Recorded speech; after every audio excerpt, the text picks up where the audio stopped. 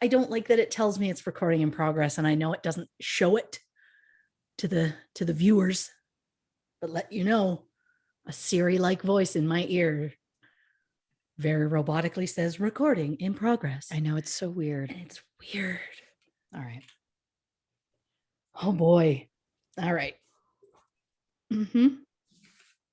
I was going to try and cold do this, but I may just have to read my notes so I actually get it out, No shame. What's up, everybody? Welcome to a special episode of True Crime and Cocktails Famous Fatalities Edition. That's right. This is one of our infamous serial killer episodes, which means that I am your host, Christy Oxborough, and with me, as always, the judge to my Blanche, the wind beneath my wings, Lauren Ash. How you doing? Hanging in. Yeah. I've had a week, but I'm glad to be here. I'm glad to be here, Nowhere else I'd rather be. Oh, believe me, 100%, 110% even. The collective energy that's happening right here. I'm aware that the people don't hear our little pre-talk that we have leading up to hitting record. Yeah. But just to fill the dear people in, I'm half cut. Yeah, Christy pre-gamed, which I love.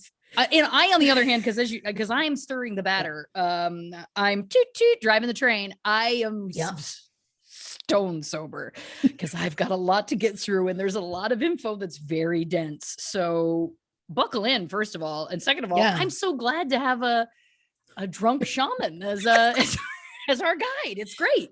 It was a choice that I made. I knew we recorded. I was just going to have just a small glass. And then next thing I know, bless my husband, instead of being like, do you really want another one? He came at me with did you want me to top up your glass? And I said, oh, I don't think I should. And he went, I didn't ask if you should. And then it reinforced why I married him. And then it was, before you know it, the bottle's gone and it is what it is. But could not be more excited to bring this energy. Could not be more excited to switch it up. I know the people love the serial killer talk. And we are keeping with our Pride theme month as we are still in June. And you have chosen serial killer Bruce McArthur, who I'm going to be honest, because I'm not close to sober enough to come up with any sort of lie. I know nothing about him. Yeah. Well, listen, I think that for some people, this may be, they may know a little bit. I think for a lot of people, they probably won't know much. I don't know that it's an internationally kind of renowned case or not. I might be wrong. Let us know. Message us. I'm sure you will if I'm wrong on that. But I'll tell you either way, dear listeners, I found details because this is an up to the moment case. It was in courts in 2019. And so there is literal updates I have from as recent as May 2021. What I'm telling you is that if you think I know everything about this, you don't. I don't know how you manage to make me prouder every week. Oh, but you do. But you do, I'm excited about it. I'm excited about this one. I put this one together and I really I'll say it, synthesized the information as best I could. And I hope to take people on a journey. That's my goal. I think we always do. And I think we're all going to love it. We're here for whatever's about to happen. Yeah. What's going to happen. So Bruce McArthur, from what I know, because you told me, he spent a large portion of his life living in Oshawa, Ontario. Yes. You and I visited Oshawa, Ontario one time. I'm sure you've been there multiple times. I don't know how many times I've been there in my life. Maybe just the once. I think just once, yeah. But the once was memorable enough. Did we arrive there? I don't remember. Like, I know a train was involved, but I don't know, did we get the train there or did we get off the train there? Was my We got question. off the train there. So in the greater Toronto area, which is downtown Toronto and also includes, kind of like suburbs, there is a commuter train called the GO train. Now, for any Toronto listeners and in the surrounding area right now, they've got their arms crossed right now. They're just chuckling. They're like, yeah, we know it. But for everyone else, there's a commuter train. And one of the ways I used to get home to Belleville, my hometown, the town where both of us were born, is that you would take the GO train to Oshawa. That's the end of the line. And then my parents would meet us because it's about an hour's drive from Belleville. It's kind of like the halfway mark between Toronto and Belleville. And that's where they would pick us up. So we took the GO train to the end of the line, right to Oshawa there. Now you can get on a bus and continue to other places, but we don't want to mess with that. That's where they would meet us. And yes, so we we had the ride of our lives getting to Oshawa is the point. Yeah. I still remember his face. So do I. We met a gentleman. Yes. I don't believe of any fault of our own. I think he approached us. Oh, he did. Yes. His name was Frank. It was. And I can't remember how soon into the conversation. I think it was pretty quickly. But he approached us, told us what his name was, and then asked if we had any interest in joining the Rail High Club. That's right, dear listeners. Much like the Mile High Club, Frank was basically propositioning us to have intercourse with him in a commuter train bathroom. Now, it should also be noted, this was the same trip where the car had crossed, lanes of traffic to get to Christy. I don't think this was about me, is the point. I think that he saw the goods, which everybody was seeing on that trip. Bless it out. But it was disarming. Yeah. That was the first thing. I mean, to enter into a conversation you're not a part of, because he had kind of eavesdropped and kind of came in, I remember. Okay. Yeah. And on the GO train, it's sets of 4 chairs. So there's 2 and then there's 2 facing you. And if I remember correctly, neither of us wanted to ride backwards. And so he kind of sat facing us, which also feels, I'll say it, aggressive. Yes. Don't sit down if you're not invited. Absolutely. Especially when it's women by themselves. Oh, yes. Other things I remember, his teeth had like glistening. It looked like a film over them, like a slime almost. Glistening. Yeah. And then the other quote, of course, that I'll never forget, it's burned into my brain, was he said he liked 3 things in life: drinking, fucking, and blowing shit up. I think in that order, but I don't want to speak for Frank. I'm not sure. So it could be a different order, but I'll never forget. We finally got to the destination. We're getting off the train. We're getting away from him. And he asked for our phone number and I start to give it to him. I start to give him a phone number, and I'll never forget Christy being horrified. Like, I remember your head like snapping, like, what is she doing? Of course, I just gave him a fake number. Like, obviously. Yeah. But I also love that it was like, I just said it to him. I just said it. Like, I was like, oh, 416, bye. And it was like, I don't know how he thought he would remember it. He didn't have anything to write it down. This is before cell phones were like super pop. Like, this is before smartphones, certainly. Frank. I mean, if you're listening, Frank, know that there was no hope. I need to believe we were the ones that got away. Because yes, dear listeners, if we needed to spell it out, we did not join the Rail High Club. We did not. We were not interested. Nothing about that was interesting. We did decline. Yeah. It was not interesting. Yeah. And I think it was one of those things too, because a lot of people would say, like, why did you engage him? Like, why did you talk to him? Whatever. And it's another one of those great examples of like, it felt extremely uncomfortable, but this person also had referenced things like blowing shit up, etc. So I think for us, we were like, we just want to kind of get through this and get away from this person, as opposed to being like, hey, fuck off, get away. You know what I mean? Like, yeah. especially you're in a confined space. Yeah. Just what were we going to do? He could have Yeah. followed us everywhere. It was like, you know what? We only had so much longer to go. We were just good Canadian girls, just being polite. And then the ride was over and it was like, yeah, call us, Frank. You weren't going to get the real number, Frank. No, Frank, you really ruined that. God, I hope he's tried other avenues to meet ladies. I hope he's looked into dental care. Yeah. But yeah, and I think it's one of those interesting kind of, I think it's actually, oh God, wow, this was brilliant. And I didn't even know it.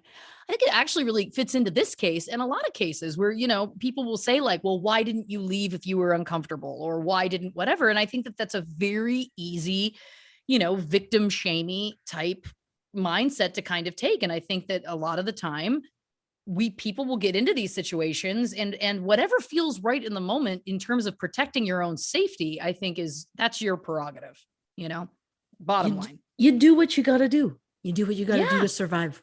And what makes you feel safe. And for us, it wasn't being confrontational. It was just okay, until we could get off that damn train. Yeah. Yeah. I mean, I think we would have gotten off earlier if we'd been allowed. Like if there had been like the chance to do so, we would have been like, oh, damn, it's our stop. Gotta go, and then we would have just been like, we're going to walk for half an hour to get to the actual stop. That would have been more the way that we work. Yeah. I'm also realizing, and because I'm in your usual seat. Yeah. I'm going to take a cue from you, to which I apologize to the listeners. Lauren, what was I thinking? I forgot to ask you, what are you drinking? I've lost my mind. It's so good. Oh, the jingle, man, that was awesome.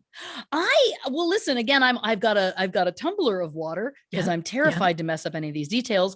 And then I've gotten into the Matua, the Sauvignon Blanc. I've had a couple of sips. You can see my lipstick print on the glass if you're watching this. And I'm trying to limit myself to one glass per act. You know what I mean? Oh, look at you. I'm trying to keep it together. Because again, there's a lot to get through here, and I don't want to mess it up. Never could. Well, never say never. What are you drinking? I mean, I started all of this pre-show with some Arbor Mist, which is a huge favorite of mine. Yeah. And then I thought, what's safer than mixing alcohols? So now I've moved on to a cooler that I've never had before. It's called Black Fly.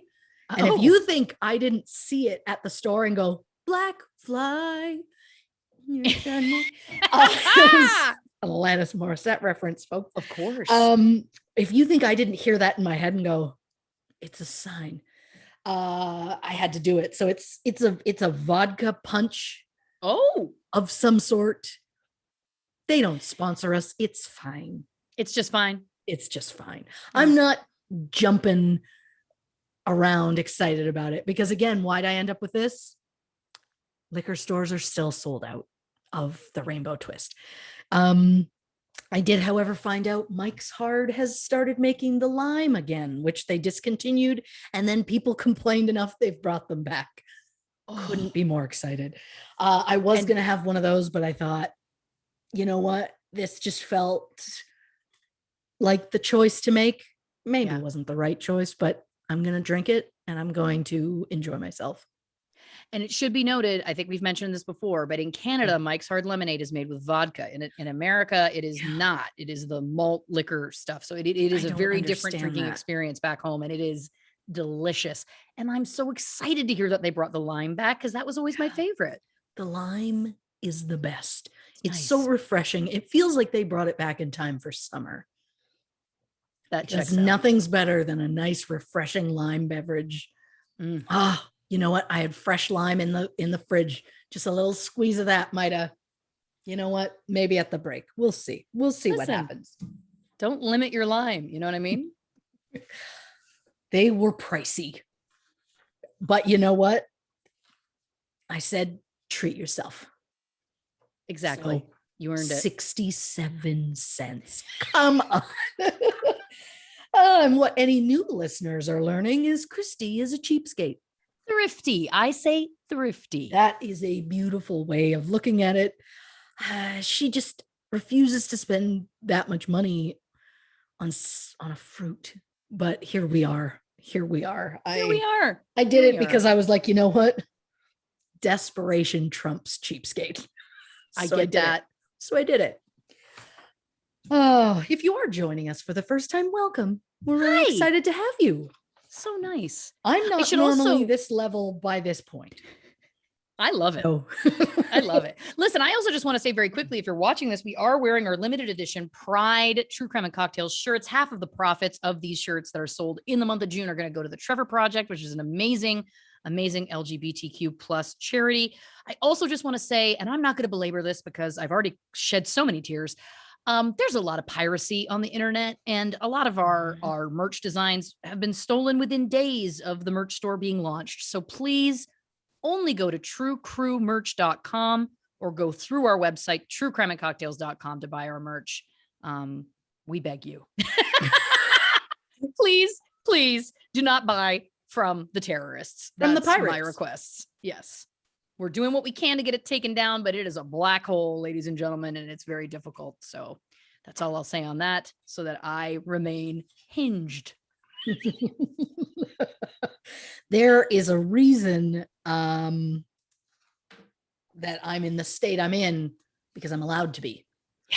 I mean, I don't even know if I'd say allowed to be. Like, I need to be, like, it seems like, she's got nothing to do this week. It's not a big deal. She's had to make notes to be able to bring us in and out of breaks, folks, because she doesn't do this. And it's not natural. And when she says she means her, for the record. I mean me. I'm talking about myself.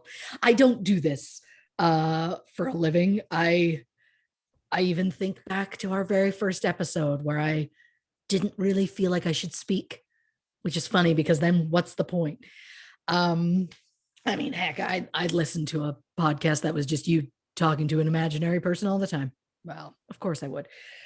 The point is, dear listeners, she's still new, and she'll get there. She'll get there. You're doing great. I don't think anyone's complaining. Oh, probably not. But even if they are, I'm a bottle deep, and the complaints matter a little less. I get it. So we are going to take you into this episode because, again, I know so little. I know he lived in Oshawa for a while, but I would like to know more. And so I'm very excited about this. So are we ready, folks? I hope we are. Bruce McArthur is one of Canada's most notorious serial killers. His crimes are easily the biggest and most prolific to ever hit the city of Toronto. McArthur preyed on men in Toronto's gay village, most of whom were immigrants, undeterred from 2010 until his arrest in early 2018. But how did he manage not to get caught in all that time? And what drove him to commit 8 brutal, twisted murders? Was this man a criminal mastermind? Or was police misconduct to blame? And how exactly do we know that there aren't more victims? Come on. I learned it from you. I learned it from reading you. What I love more than anything is just this show has turned into, like, we started with, like, let's inform people about stuff. Let's talk about stuff that everyone likes. And it has quickly turned into, let's just support each other for 3 hours and see if people like it. Yep. And you know what, though? People do. I think that that's something that's unique that we bring to the table. We want so badly we want everyone to have that level of support in their lives. Yes. That's where they're at. And so if they're going to end up getting it from us at some point, then so be it. Absolutely. That's just where we're at.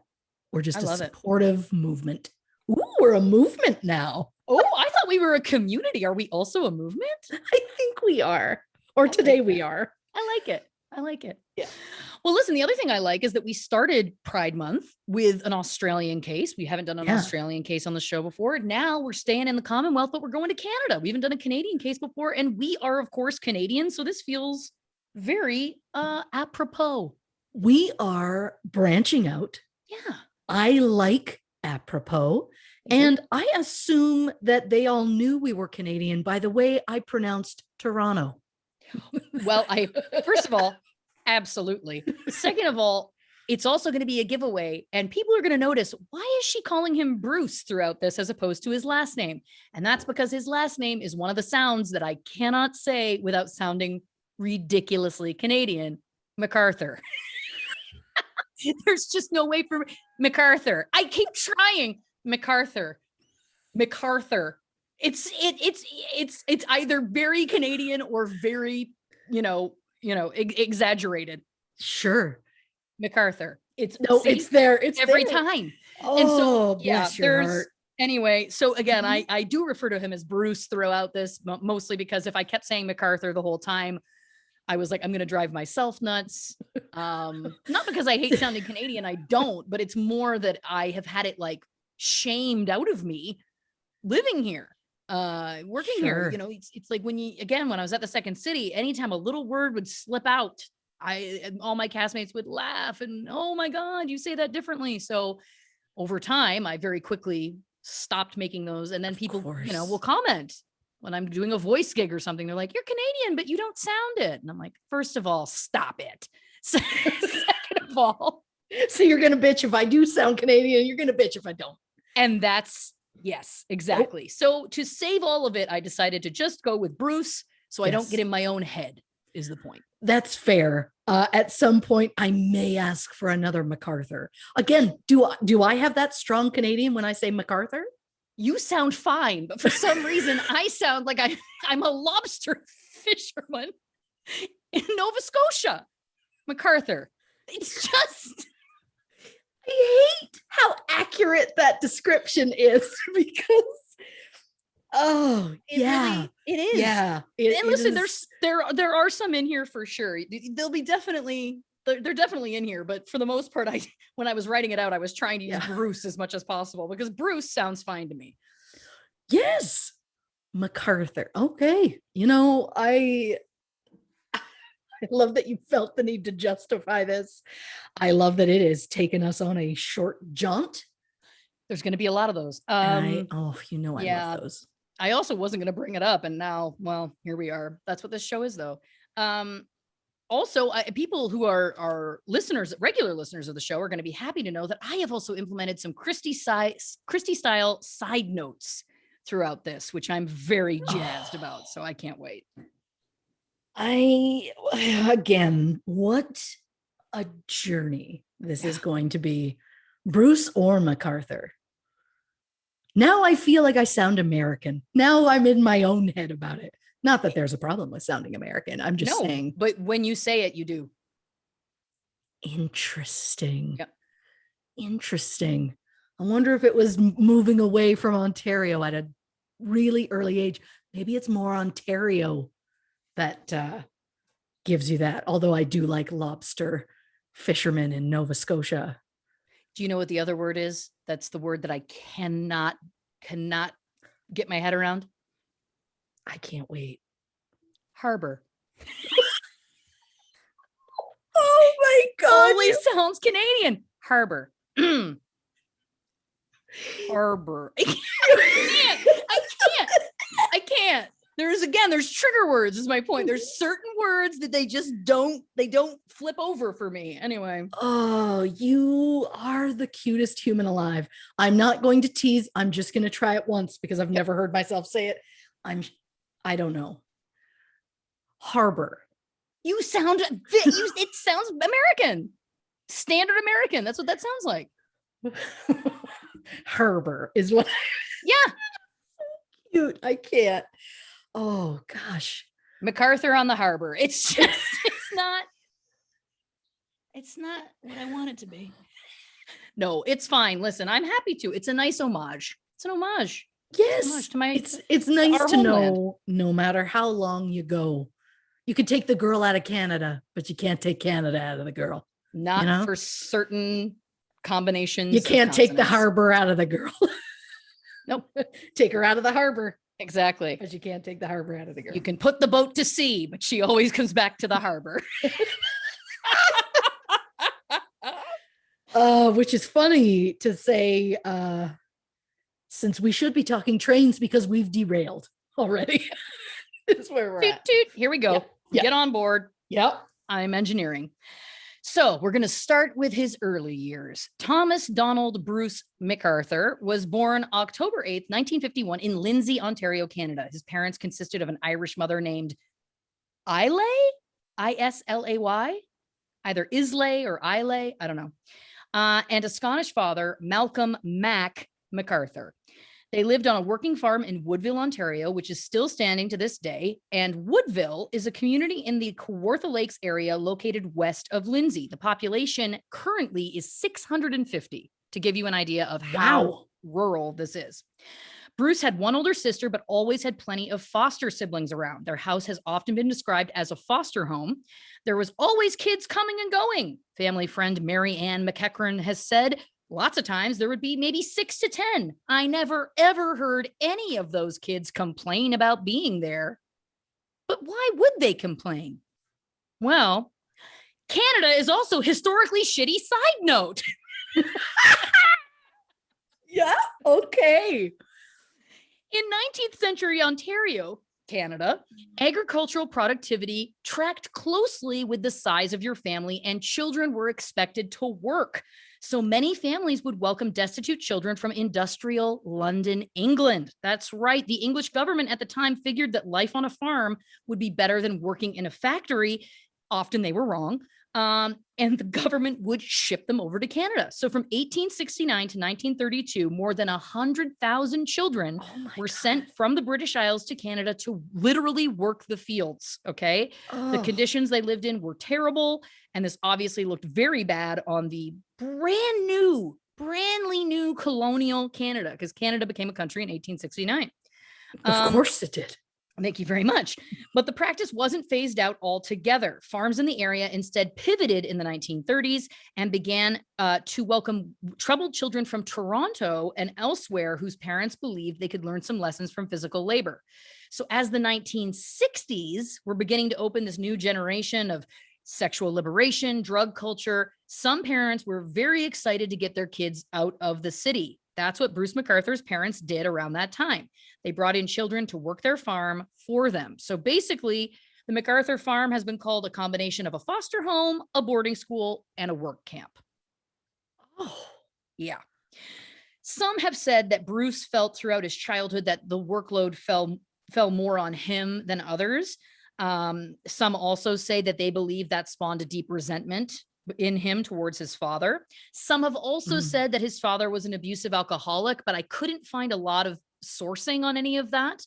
There was also the belief that I read in one place that Bruce would lock his sister in a bedroom to protect her from his dad. But again, I couldn't get multiple sources on that. So that is a little bit of hearsay.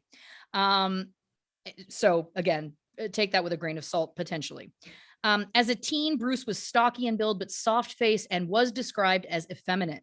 He later told a therapist that he believed his father suspected he was gay and that he believed his dad used manual labor to try and get him to stop being gay or whatever his misplaced kind of thoughts were on that. Religion was also a point of contention in the household. Bruce's mother was Catholic, his father was a Presbyterian, and this would often cause disputes.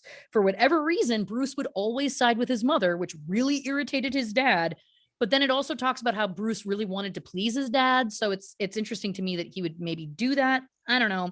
The resounding theme, that whatever the details are, was that there wasn't a lot of love coming from his dad. That is definitely something across the board. Gotcha. Yeah. So Bruce attended high school in Fenelon Falls, which is in the industrial heart of the Kawartha Lakes. His graduation yearbook said his nickname was Snoppy, Snoppy. And I'm like, was that maybe a typo for Snoopy? I don't know.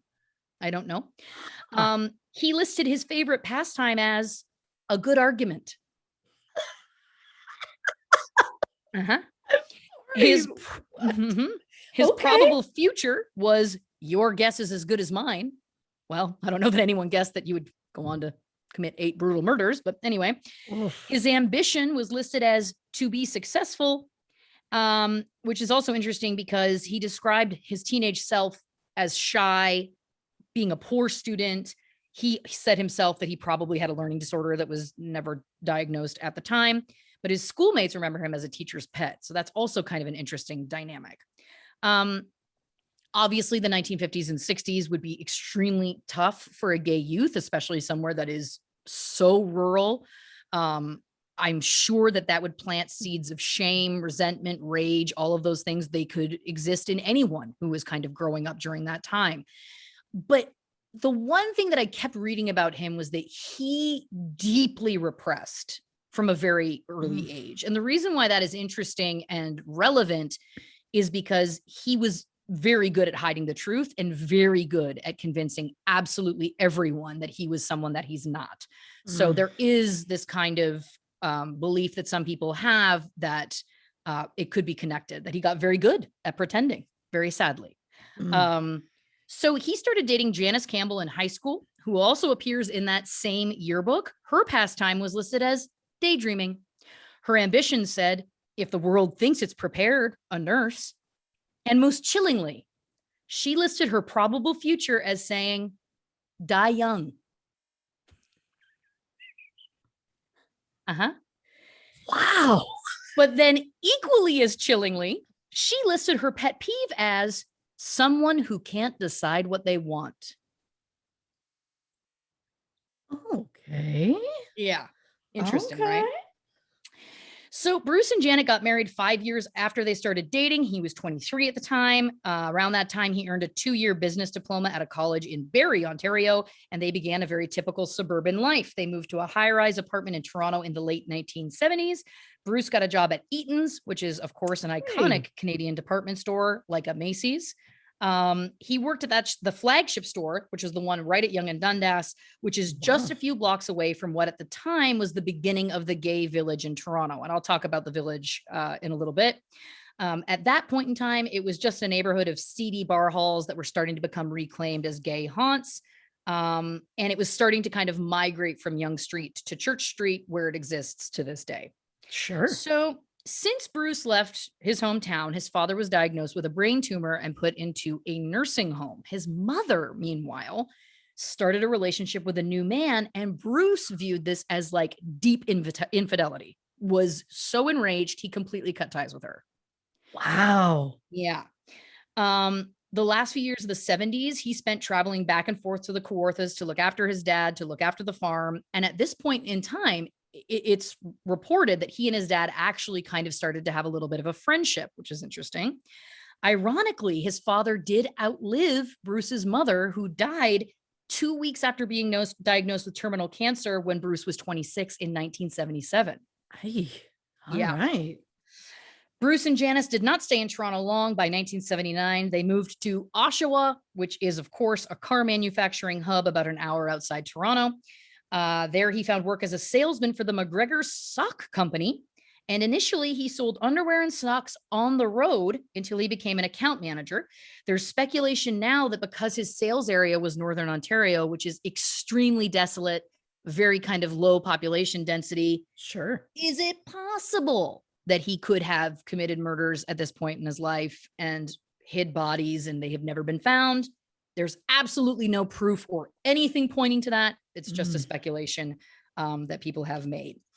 His dad passed away in 1981, but not before telling Bruce finally that he did love him. So there is something there. So soon after, Bruce and Janice started having children. They first had a girl, and then they had a boy named Todd 2 years later. There's a reason why I am choosing to respect the privacy of his daughter and not his son, and believe me, we'll get into it. Bruce advanced at work. He became an active Presbyterian, just like his father, which I find very interesting because he always sided with his Catholic mother growing up. He started singing in the church choir. His friends were all the congregation from the church, but their seemingly happy family life started to have problems. The children both struggled socially. Friends of Todd say they remember him as shy, not great at school, once again, like his father, perhaps an undiagnosed learning disorder. A friend also recalled that Bruce was very hard on Todd, which again is ironic because his dad had been that way to him. Break the cycle, Bruce. Break the cycle. Thank you. Now, this is also, again, hearsay. Apparently, Todd did confess years later to a girlfriend that Bruce had been physically abusive with him. I have not been able to, again, corroborate that with multiple sources. Again, take it with a grain of salt. But by the early 90s, more serious problems began. His son was exhibiting behavioral problems, and at first there was hope he would grow out of it, but he didn't. And that's the end of where I could find information about Todd. Until I found out he's a total creep. And here's a side note. You're killing the game. Thank you so much. In 2014, Todd was sentenced to 17 months in jail after he targeted a Kitchener woman for 2 months, harassing her by calling and making crude sexual remarks. He would make comments also about her relationship with her wife, which I find interesting, again, just based on the broader scope of this whole case. He threatened to post naked photos of her, but it doesn't appear that he actually knew her. But of course, because he was being threatening, she perhaps didn't know who this person was at all on the other end of the phone. Who knows, right? The victim separated with her partner at the time, her wife, very sadly, and moved to Alberta. This is how bad it got, okay? Her current partner told Vice News over a text message that she lives in fear and had to change her name following Todd's threats. Oh, Todd. Todd has more than 24 convictions in Ottawa, all for harassing calls, indecent calls, and criminal harassment that involves the awareness of provoking fear. According to his attorney in the 2014 case, he has been diagnosed with telephone scatologia, which is a disorder characterized by an intense urge to make obscene phone calls. If that is true or not, who knows? But that was the defense used in that case. At the time, his parents, Bruce and Janice, were described as extremely supportive. So Todd was ordered to live with his father, who was living in an apartment in Toronto at the time. We'll get back to that later. 2014 was the year. Okay. Just put that in the old noodle. But for now, back to the 1990s. So despite the fact that he was working a lot, they were running into financial troubles. I couldn't really find any reason why. They just was kind of blanket financial troubles. And it turns out that Bruce had been carrying on a secret affair with a man. Some sources say that this is when he really started to explore his sexuality, but other sources say that he had been experimenting in the 70s and the 80s, having secret affairs with men. The reason why this is relevant is some people have painted him in a way that was like, well, imagine repressing for 46 years who you really are. Is it possible that all of it came out along with a lot of other feelings and rage? And did that drive him to do something like kill? Okay. That is, again, and I'm not speculating that is true or false. I'm just presenting the information that I have read. But that theory also doesn't hold water if he was potentially having affairs, in the 70s and 80s. Now, granted, of course, he was still hiding it. But the idea, again, originally about him that was coming out was that he had not dabbled until he was 46. And what impact could that have? Again, who knows? Now, this is something interesting. Sources have said that he eventually just told his wife and kids. However, a man who dated Bruce, who wishes to remain anonymous, so we will call him John Doe. He comes up a lot throughout this episode. Okay. He has a different story. So he said that they would often have sex when they were dating, and that after sex they would talk. And Bruce told him that he had been outed, that no one knew he was gay, and that someone had outed him to his wife. John said that this got Bruce very, very angry. He said that it gave him hatred towards gay people and bisexuals. Those were his words. As this led to the crumbling of his marriage, which he didn't actually want. John believes that there was a deep traumatic trigger for him around being outed. Okay. John is the other stories that we'll get into about him later have been corroborated, and there is very solid proof that what he is saying is true. So I don't know what he would gain by lying about this. Sure. And, it seems also interesting that Bruce maybe wanted to continue living his life the way it was. Maybe he was happy to continue having this family life and to also have affairs on the side. That's also possible. Sure. But the idea of being forced to change because somebody else was making that choice for you, and considering his murders involved a lot of extreme dominance, to me, that's starting to feel like there could be something there. Again, just food for thought when we're trying to put our psychologist hats on and build the profile. So sources say that despite an initial shock, the family took the news of his sexuality fairly well. The family did stay together, fairly functionally. He did stay with them for another year after they split. And then at age 46, he entered his first out gay relationship with another middle-aged man who had also come out later in life. The two moved in together in a Thorncliffe Park neighborhood apartment in the Greater Toronto area.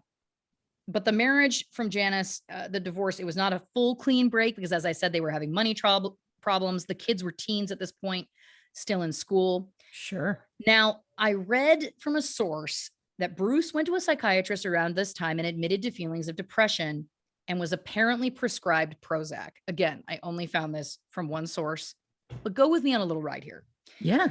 By 1999, he was deeply in debt. He wasn't making a lot of money. He apparently declared bankruptcy, but was managing to get out of it over the course of a few years. The relationship he began after his divorce with the gentleman, unfortunately, did not work out. After 4 years dealing with the divorce, everything that was going on, it became too much. Sources say that Bruce wanted a commitment from him, and this man did not. But Fair enough. they remained friends and roommates for quite some time. So it was amicable. Sure. Well, the previous, sorry. Oh my gosh, I skipped ahead. There we go. Okay. So the previous years have been stressful, but Bruce did make it through. Again, there possibly was this Prozac prescription. And then he apparently stopped it after 4 years. And there was also some speculation that the Oshawa kind of rumor mill of his friends said that he had a nervous breakdown in 2001. Well, you won't learn about this in the documentary that you can watch on Bruce McArthur, but I'm going to tell you about a little something else that happened in 2001. Buckle in. It was broad daylight on Halloween 2001. A man named Mark Henderson was walking into his apartment. He was walking into the building. He sees Bruce McArthur come running up behind him. He knew Bruce. They kind of knew each other from the Village, which is, again, the gay area in Toronto. I'll have a little bit more of a breakdown about that in a bit. Sure. It's a very tight-knit community. A lot of people know one another. So they kind of knew each other to see each other type thing. Mark says he did not like Bruce. He got a bad vibe from him. But ultimately, in this moment, he came running, like, hold the door.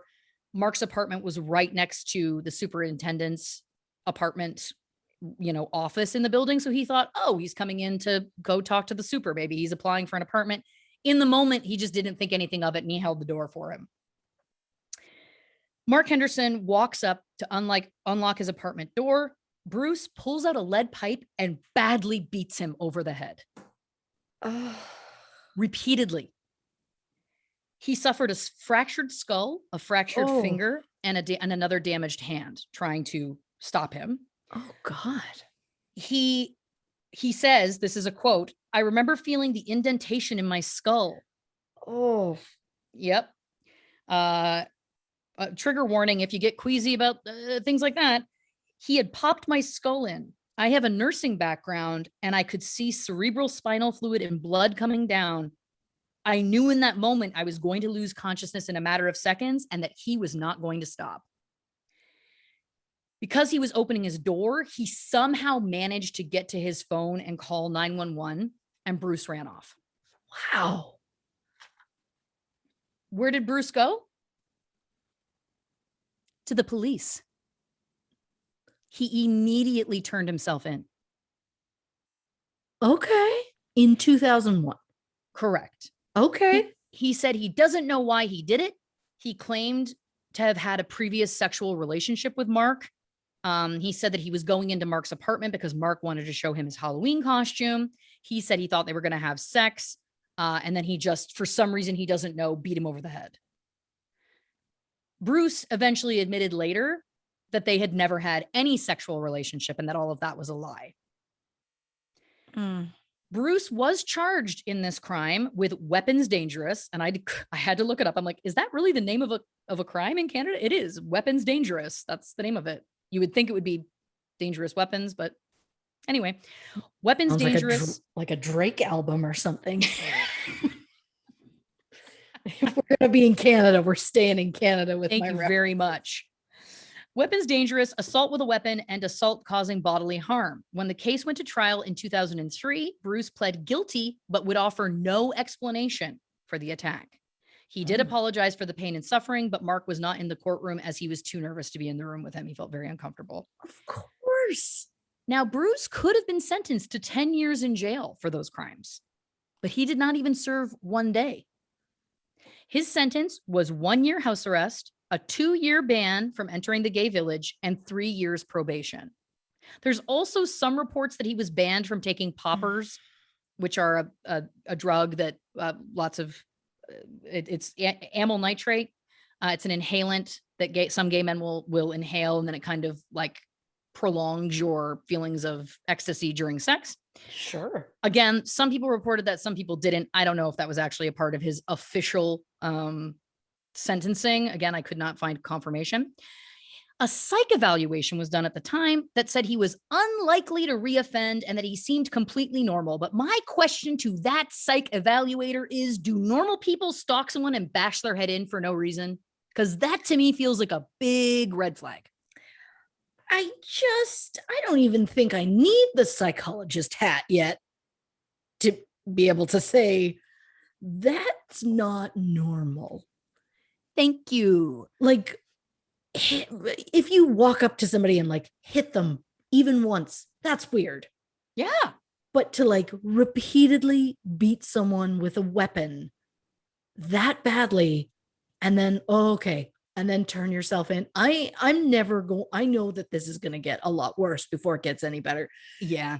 But I'm never going to get over the fact that he even pled guilty. And then it was like, house arrest. It's well, like, I bet you're wondering why, right? Why? Yes. Why did that happen? Well, I'm going to tell you. Of course you are.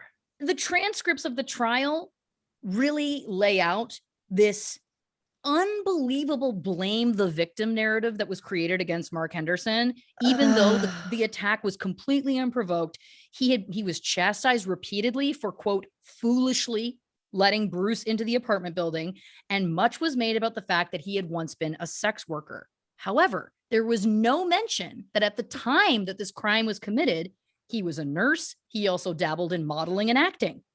He says, this is a quote, "I know there was a lot said about me being an escort, but by 2001, I was 10 years sober. I wasn't gay bashed. I was bashed.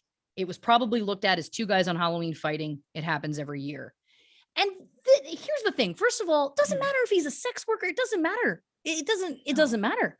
But at the time, they just used that it was again, he was somehow at fault, at blame, less than, etc. And because this is the first point of this that you're going to see throughout everything I'm going to talk about, Bruce is extremely charming, believable, ultimately manipulative. Like, he's so believable that the police were like, he's a good guy. This other guy is probably. To me, again, I'm like, but he still beat somebody over the head with a pipe and almost killed him. So what? But again, it doesn't get less frustrating. Oh boy. Yeah. We knew that. We knew what we were in for. Yeah. So as a result of that event, Mark Henderson became a volunteer auxiliary police officer. He was a valedictorian of his class. He believes he was the first LGBTQ plus person to do so.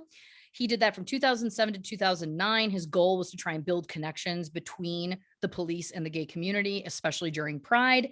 I will talk about him more later on, but I do think it's interesting to note that this happened in 2001. The court case was heard in 2003, but the killings did not start until 2010. So when we think about, had this been taken more seriously, could that have impacted / saved lives? These are the what if questions that you will be left with, I'm sure, at the end of this. But then I started thinking, like, well, what does drive someone to do that kind of crime? They barely knew each other. he claimed he didn't know he did it. Very quickly, Lauren takes a crazy side note. I am so incredibly in love with you. Just know that. Oh, well, buckle in because I'm about to go batshit for a minute. I mean, not Richard Ramirez demon theory, astral projecting demon, but I'm going out there for a second. So I started to and I'm like, is there anything else? What else happened at that point in his life? Because to that point in his life, we've heard it's possible again when he was on the road. Could he have been being violent? Yes.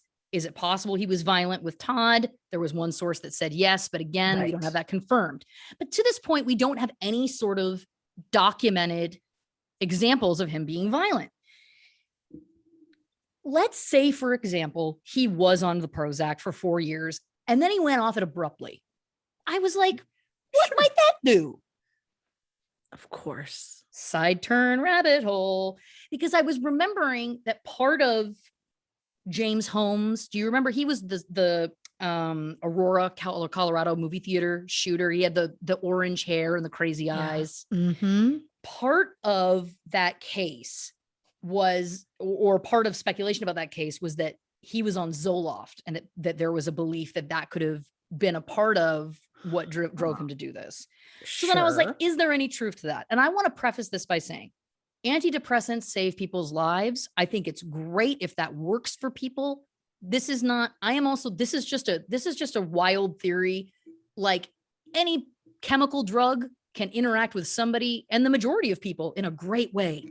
But there are also other people that it doesn't agree with. And that's just what I'm speculating about for a quick sec, because I'm trying to wrap my head around why he all of a sudden snapped in this way. Sure. So I found an article written by a man called Katinka Blackford Newman. And the name of the article was Antidepressants Save Lives, but They Made Me Want to Kill. And basically, he just talks about how he had hallucinations, psychosis. It increased his depression. And then he started to kind of dig in because he was writing a book about what drug companies will pay out to hide when any kind of untoward things happen. Sure. Because again, antidepressants do save lives. I completely 100% genuinely agree, but I also don't trust pharmaceutical companies. I trust the science and the scientists who are trying to help people, but I don't trust the people who are marketing them. No. So there was lots of examples that he gave. And the couple that just stood out was there was a man named Joseph Westbaker. He started taking Prozac. He killed 8 people and then injured 12 more and then killed himself. There was also a man in Canada who started taking a drug called Seroxat. And these are all SSRIs, which are antidepressants. He became convinced he needed to kill his 11-year-old son because he would be in a better place. He meticulously planned this and then did kill him and called the police to announce he had done the right thing. There was an American banker who, after taking Prozac, became convinced the lawn sprinklers were telling him to kill his 8-year-old twin daughters. He then killed them. So, and there's a ton of examples I could go through. And these are all examples of people who are taking Prozac and then had these feelings. Now, obviously, that's not the case if what we know about this timeline is true. So then I was like, well, what happens about somebody who stops it abruptly? Could that spawn these kinds of side effects potentially? I did read, again, it's kind of like, but we're getting all of the information from drug companies, right? And then there's these private studies that are done, but it's all, again, through the lens of, have studies about this been done? So what I have found is this. There's something called antidepressant discontinuation syndrome. And it occurs in approximately 20% of patients after they abruptly stop an antidepressant that they've taken for at least 6 weeks. Again, we don't know how he was taking it. This is, again, just a wild theory that I'm just speculating about. But it talks about how the symptoms can continue in some people for upwards of a year. And we know that serial killers, they scan their brains. They often have frontal lobe injuries, or their brains appear to have frontal lobe injuries. My question is it possible that he was taking a chemical that changed his brain chemistry? Is there something about his brain already? Did he have a traumatic brain injury as a kid? He worked on a farm. He had an apparent abusive father. Did he have a brain injury? Did something happen? You know what I'm saying? All I'm saying is that 80% of people who have abruptly stopped antidepressants have developed these kinds of symptoms. And then the other kind of like chilling number was that drug companies themselves report that only between 1 and 10% of very adverse reactions are even reported. So for a final time, I'm not saying antidepressants are evil at all, but what I'm saying is for somebody who already has something going on in that brain that isn't known about, is it possible that that could have led to psychosis, delusions, you know, feelings of hyperarousal, all of these kinds of things that have been described by people who've gone through this? Is that possible that that could have driven him at least to that moment with Mark Henderson? And my thought is it's possible. Last stat I'll give you, from 2004 to 2011, there were 10,000 reports to the FDA of psychiatric drug side effects linked to violence, which included 300 homicides, where they believed that that had something to do with it. Again, who knows? Just saying, because to me, it's like, it doesn't make sense. Why now? Why then? Why him? Yeah. Why that? Yeah. It wasn't like a sexual experience that he had, because we'll get into his killings. It wasn't like a sexual experience he had that went too far, or he was dipping a toe. This was literally like, he didn't kill his victims by beating them. You know what I mean? So it's just, again, this is me just trying to find any sort of possible explanation. And I probably am way off the mark, but who knows? I think it makes sense. I mean, there's got to be something that like flipped a switch. And so you're just looking at any theories. And I'm not talking about this even being what drove him to do those murders, but I'm saying the incident that happened on Halloween where he beat someone and he can't explain why. That incident is what I'm talking about specifically. Because it just doesn't make sense to me. But anyway. No. All right. So back to 2001. He started to work for a new clothing company. He got laid off. He found a new job. He got laid off. He was relying on his ex/roommate to financially support him. Then a new business opportunity presented itself. A friend named Roger Horan was looking for a partner in his landscaping business. Roger was a designer and consultant, but not a gardener, and Bruce had a green thumb, so it was a very good fit. Together, they became Artistic Design Limited. Bruce was a workhorse. He brought in friends and acquaintances to help him do the physical labor, and his lists of clients grew largely through word of mouth. He built a reputation for having incredible floral arrangements, flowers you were unlikely to find anywhere else. He would go to a flower auction in Toronto's West End before dawn, and he would be planting those in his clients' lawns by the time the sun rose. This is what we're talking about. Eventually, he bought Roger out of the business and took it over himself solely. So around that time, Bruce's sister called her friend Karen Fraser. That's a person who's a main player here as well. And she said, hey, you have a double garage you don't use. Can Bruce store his equipment there? Karen said, well, if he takes care of our lawn while we're away at our cottage, then yes. And that was that. So that's where he, for the duration of his business, kept all of his tools, was in Karen Fraser's garage. Karen said he also decorated all the flower planters around the house. She said that at the time, Bruce had about 100 clients. She said everyone liked him, thought he was fantastic, that he was kind, helpful, good to his family, that he helped her with her charity projects. She also used the word flawless to describe him at one point. Wow. Yes. Very quick side note.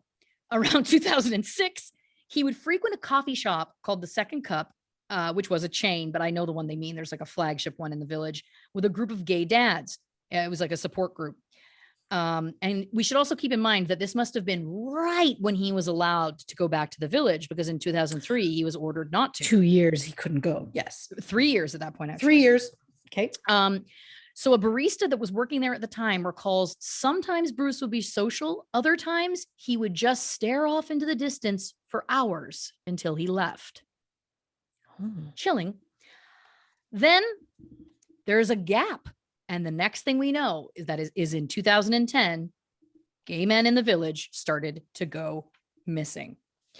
So like I've been alluding to, the village in Toronto is an area at Church and Wellesley that is kind of the main intersection hub I lived near there when I first moved to Toronto. I always felt very safe in that area. It's an amazing community, bustling. There's always people around, you know.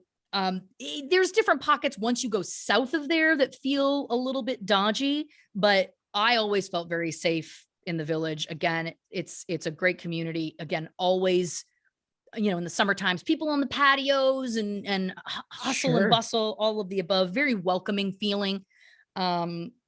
Strong community. That's the thing that comes to mind for me personally. There's a giant pride celebration every year, one of the biggest parades in the world. I also just want to say as a quick note, there will be times I use the term LGBTQ2S plus when I'm talking, because that was what is used in Canada. The government of Canada does include the two, which refers to a person who identifies as having both a masculine and feminine spirit. It is used by some Indigenous people to describe their sexual, gender, and or spiritual identity. I know that there are, you know, lots of different acronyms depending on where you look and depending on the year, et cetera. But the government of Canada does include it. So that's why I've included it if I mention it in here, because we're talking about Canada. So it feels right. So concerns were rising in the community that men had started to disappear. There wasn't a lot of info, just that they were going missing. September 6, 2010, a man named Skanda Navaratnam, who was originally from Sri Lanka, was the first to go missing. Skanda was described as jovial, articulate, intelligent. He had a degree from the University of Toronto and was working as a teaching assistant. He had a lot of friends in the village. When he came to Canada, he was more able to be himself than in his own home country of Sri Lanka. He was out to his brothers, but not to his mother, and none of his family was in Canada. So when he went missing, he was reported missing by his friends.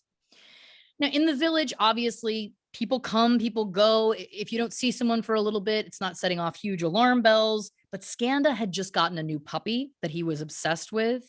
And suddenly he had kind of abandoned it seemingly. So that felt odd to people.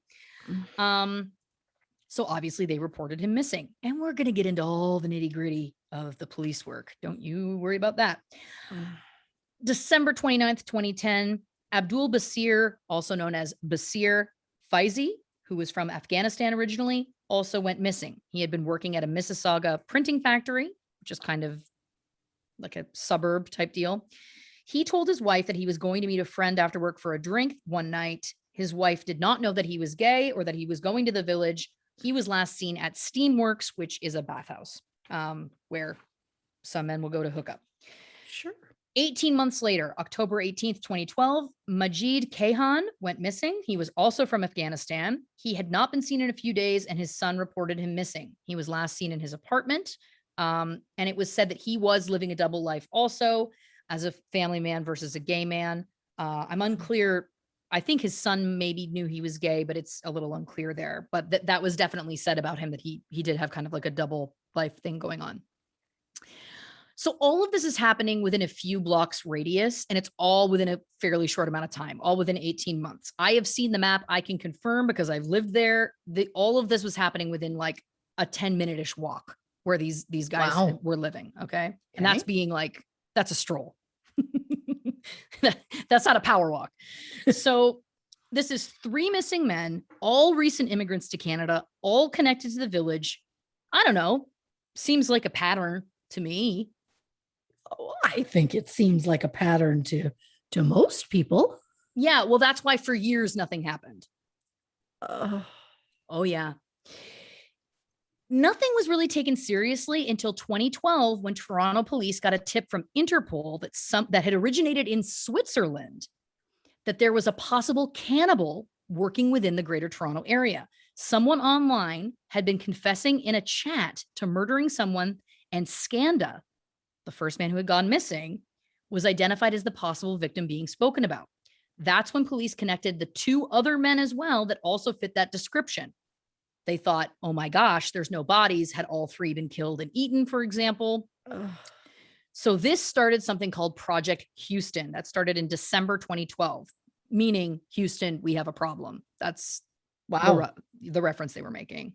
Oh, I like that police are also cinephiles. I was like, I don't know that it's the time to be glib. Like, I don't know that we. No, No, it's Yeah, not. and you know what else too? You had a problem when the men went missing. You had that problem months prior. But anyway, Project Houston was headed up by an inspector named Hank Idsigna. Singa. That's a hard one for me. Based on the online info and the belief that Skanda was potentially the victim being spoken about, Toronto police took a trip to Switzerland to talk to whoever this tip came from. They identified the suspect in Toronto as having the username John Jacobs, using a website that dealt with cannibal fetishes. So John Jacobs was identified as James Alex Brunton, who was 65 years old at the time. He was married but would frequent the village and was placed there on several occasions. Police went through his online activity, searched his home. They discovered he'd actually been filming male hockey players as they had been changing in a change room without their knowledge, obviously. Police tracked his shocking and gruesome online communications, detailing his claims that he was, trigger warning for anybody, trigger warning. He was claiming that he was bringing willing men to his farm where he would rape, torture, and kill them, and then cook and eat them. Oh. He said that he even had an agreed contract with a young teen to rape, abuse, kill, and eat the boy when he turned 18. I don't know if that's true or not. I have no idea. Didn't want to look in further. Nope. But here's the thing that's wild. Cannibalism was just a fantasy, it turns out, for James Brunton. But what was real was his child pornography. Yeah. Turns out he was a minor league hockey volunteer in Peterborough. So I don't think those dressing room videos were of legal aged men. Yep. He was charged with making, possessing, and distributing child pornography, and he did plead guilty to some of those charges. So while he was involved in truly, truly disgusting things, there was no evidence connecting him to Skanda, the other men, or killing anybody. It was literally fantasy talk. And they did an extensive investigation. So Project Houston went back to being a missing persons investigation. And police have said that when someone's missing, it's because they want to be. I mean, it's not criminal to be missing. That was a direct quote. I watched it. Hey.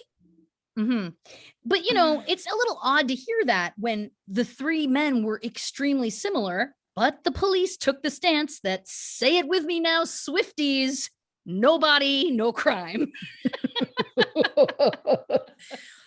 Thank you for that. You're very welcome. I also love that I don't know any of these gentlemen, but immediately I'm like, you don't leave your dog. And he wouldn't have. No, he wouldn't have. See, come on. Yeah. The idea of people in the authoritative role saying that, well, you go missing if you want to go missing. It's not a crime. Your thing. It's not a big deal. I just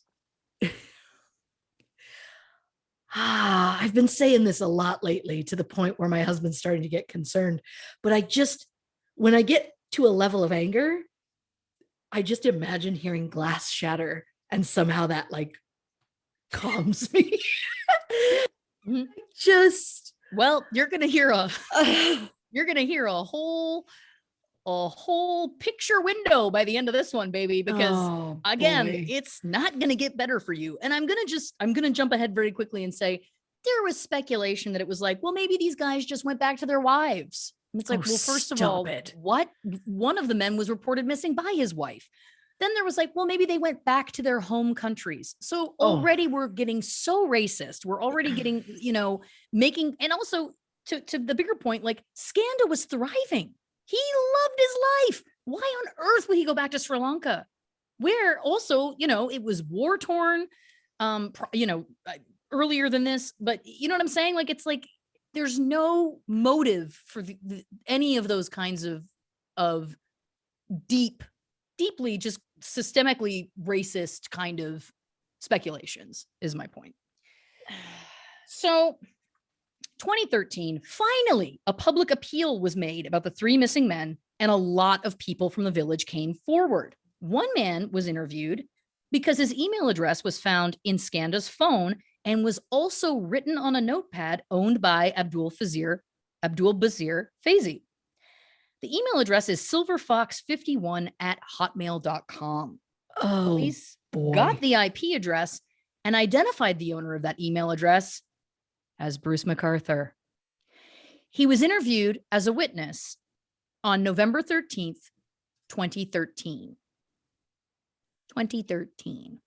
Mm-hmm, mm-hmm. Police say his interview was scheduled and rescheduled many times, but he had no problem with it, and he showed no issue with coming in.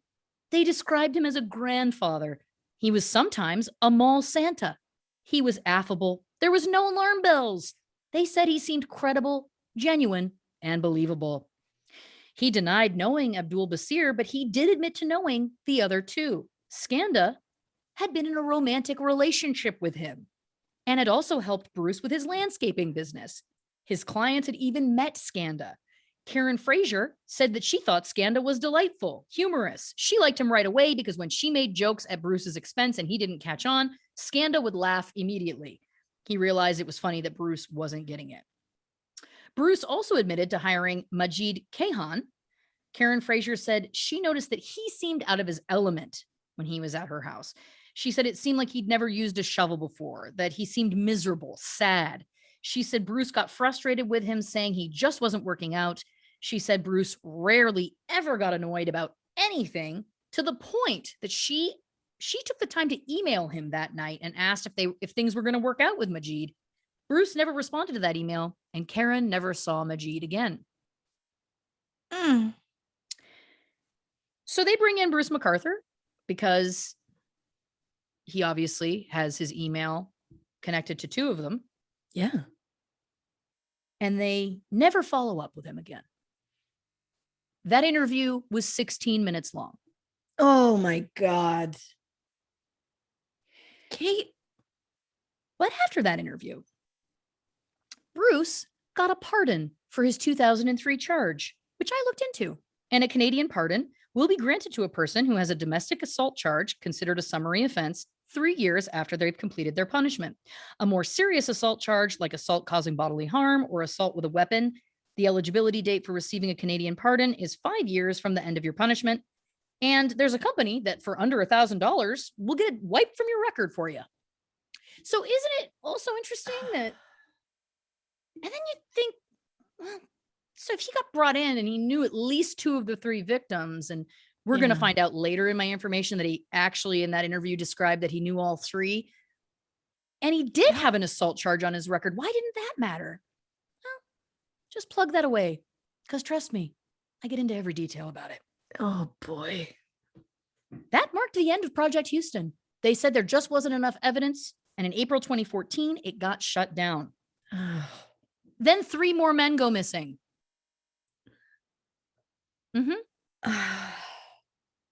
Sarush Mahmoodi went missing August 22nd, 2015. Karushna Kumar Kanargaratnam. This is I have a U case here with the names. You're doing great. I'm trying my best. He went missing January 9th, 2016. And then Dean Lisowick went missing April 21st, 2016. So the phenomenon is continuing, but it's not very well known, and the police are not actively investigating it. So Sarush Mahmoodi was a refugee from Iran. He was married with children. He went to bed, and when they got up, he was gone. They assumed he had gone to work. He was closeted. No one knew he was living a dual lifestyle. So no one made a connection to the village and the men going missing there. Of course. There was no attempt to connect him to those men because no one knew that he was a part of that community. Right. At first. Because why would, anyway, did they not learn anything from the, okay. Yep. Oh yeah. Again, picture windows shattering by the end of this. Trust me on that. Okay. Karishna Kumar Kanaratnam had been living underground. He wasn't technically allowed to live in Canada as he was denied refugee status twice. So it wasn't immediately apparent to police when he went missing. He had arrived in Vancouver on a cargo ship in August 2010 as one of 500 Sri Lankan Tamils looking for a better life. He was fleeing the war in Sri Lanka. He saw his brother murdered by the army on his front yard.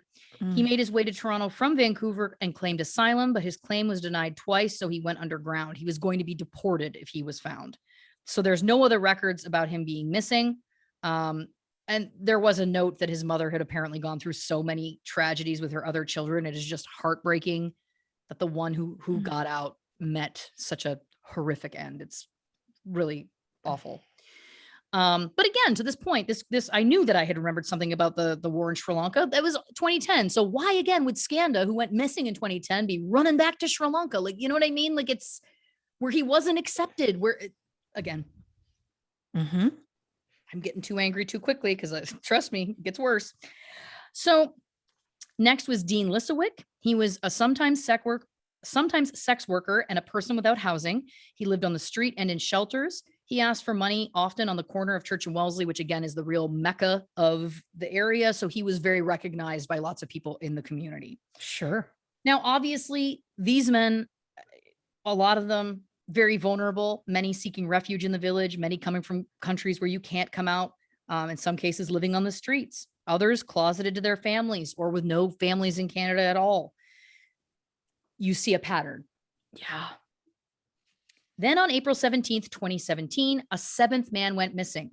Salim Esen, a Turkish citizen, he did not have housing at the time, went missing with a suitcase of his belongings. His partner had not heard from him for a couple of weeks, so reported him missing. Salim was described as loving life, loved adventures. He also had mental health struggles and was a person with substance use issues. Next, on June 26th, 2017, right in the middle of Pride, Andrew Kinsman is the eighth man to go missing.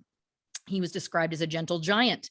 Kinsman was community-oriented, very eccentric, very well-liked, very connected in the village. He had a strong community of friends. He was the superintendent of his building. He had set routines and responsibilities, so he was reported missing within a day of last being seen.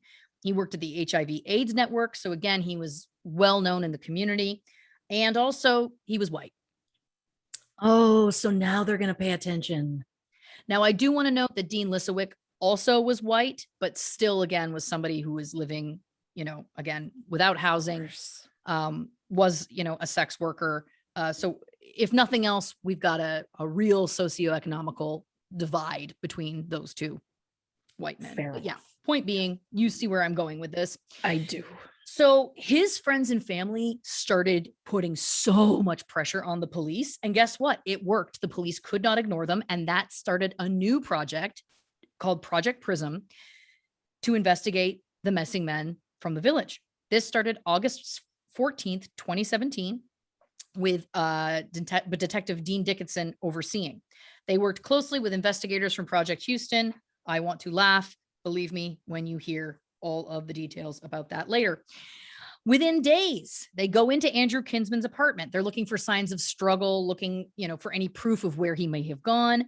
They found a calendar. It had medical appointments, bill payments, and then on June 26th, the day he goes missing, all that was written was 3 p.m., Bruce.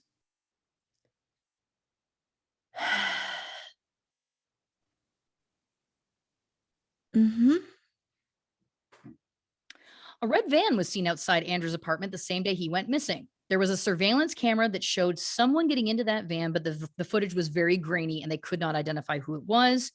Could this have potentially been Andrew getting into a van with Bruce? The police determined the make and model of the van. It's a red Dodge Caravan. They take stills of the van to a Dodge dealership to narrow down the year. They managed to figure out it's a 2003 to 2005 red Dodge Caravan. So the police request all the ownerships of Dodge Caravan 2003 to 2005 Dodge Caravans. 6,181 owners of those vans in Ontario come back. Wow. Dickinson goes, maybe I should put Bruce into the spreadsheet. Types it in. 5 come up. But only one of the 5 had ever had dealings with the police. You guessed it, Bruce McArthur. And why did he come up? Well, not because of this, but because he had been involved in a violent altercation in the back of that same van a year prior. And no charges were laid. I'm going to spoil my hand right away. But this all triggered something that they were like, it's Bruce. What is that name? Enter again, John Doe. Oh, Bruce's Yep. former boyfriend. June 20th, 2016. John says he only ever knew Bruce as Bruce. He didn't know his last name.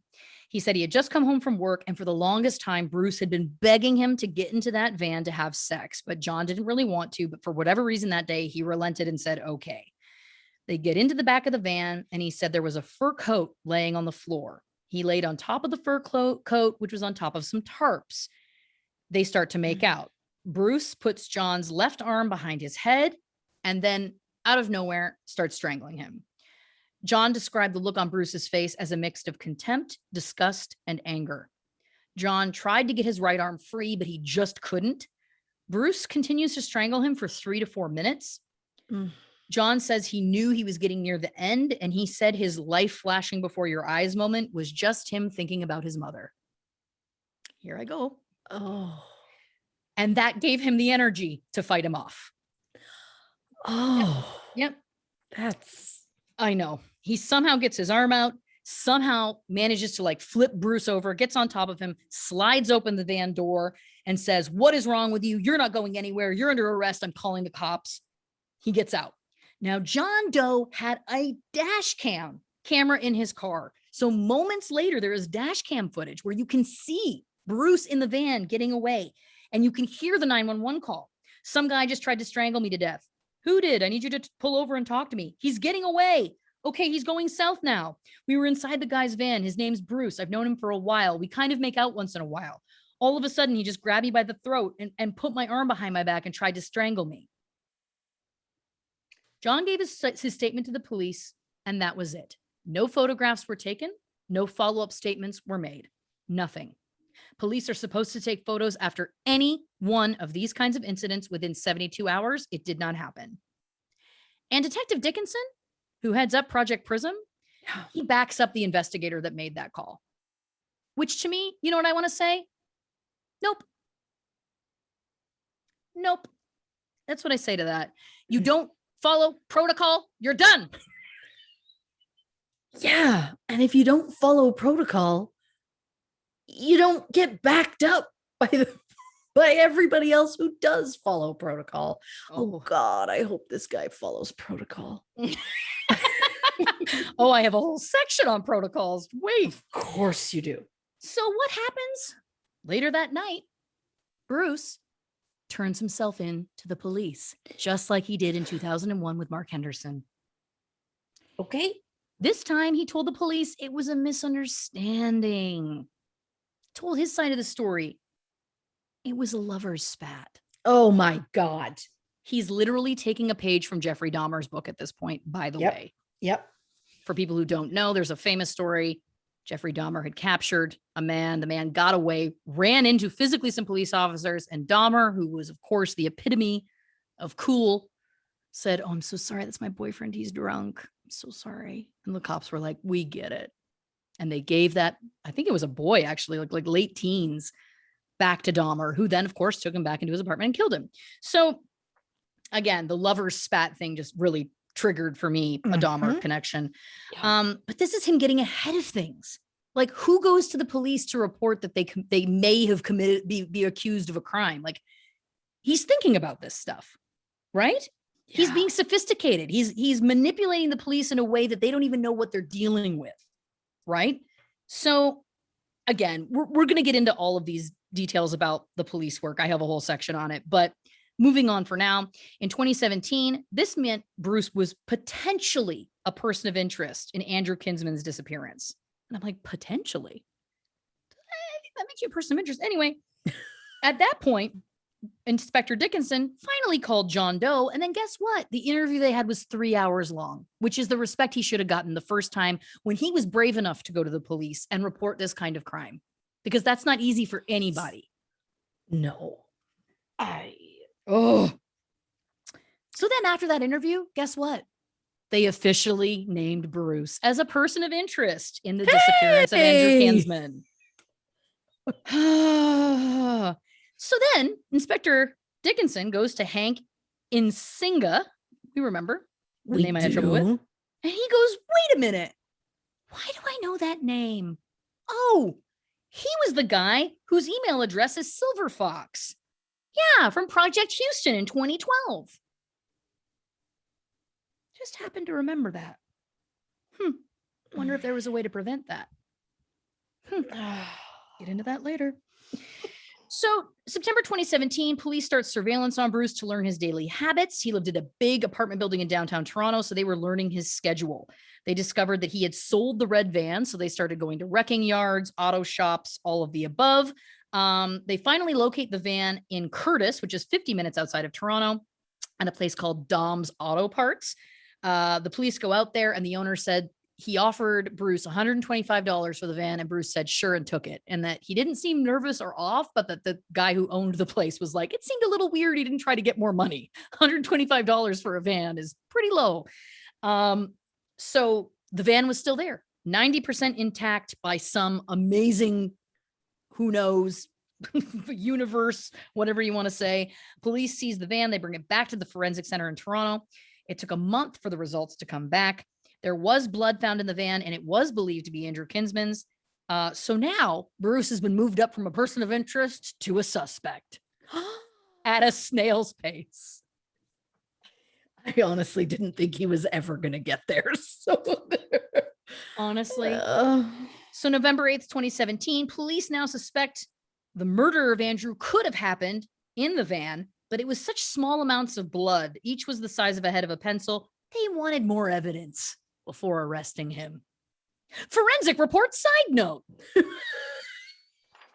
A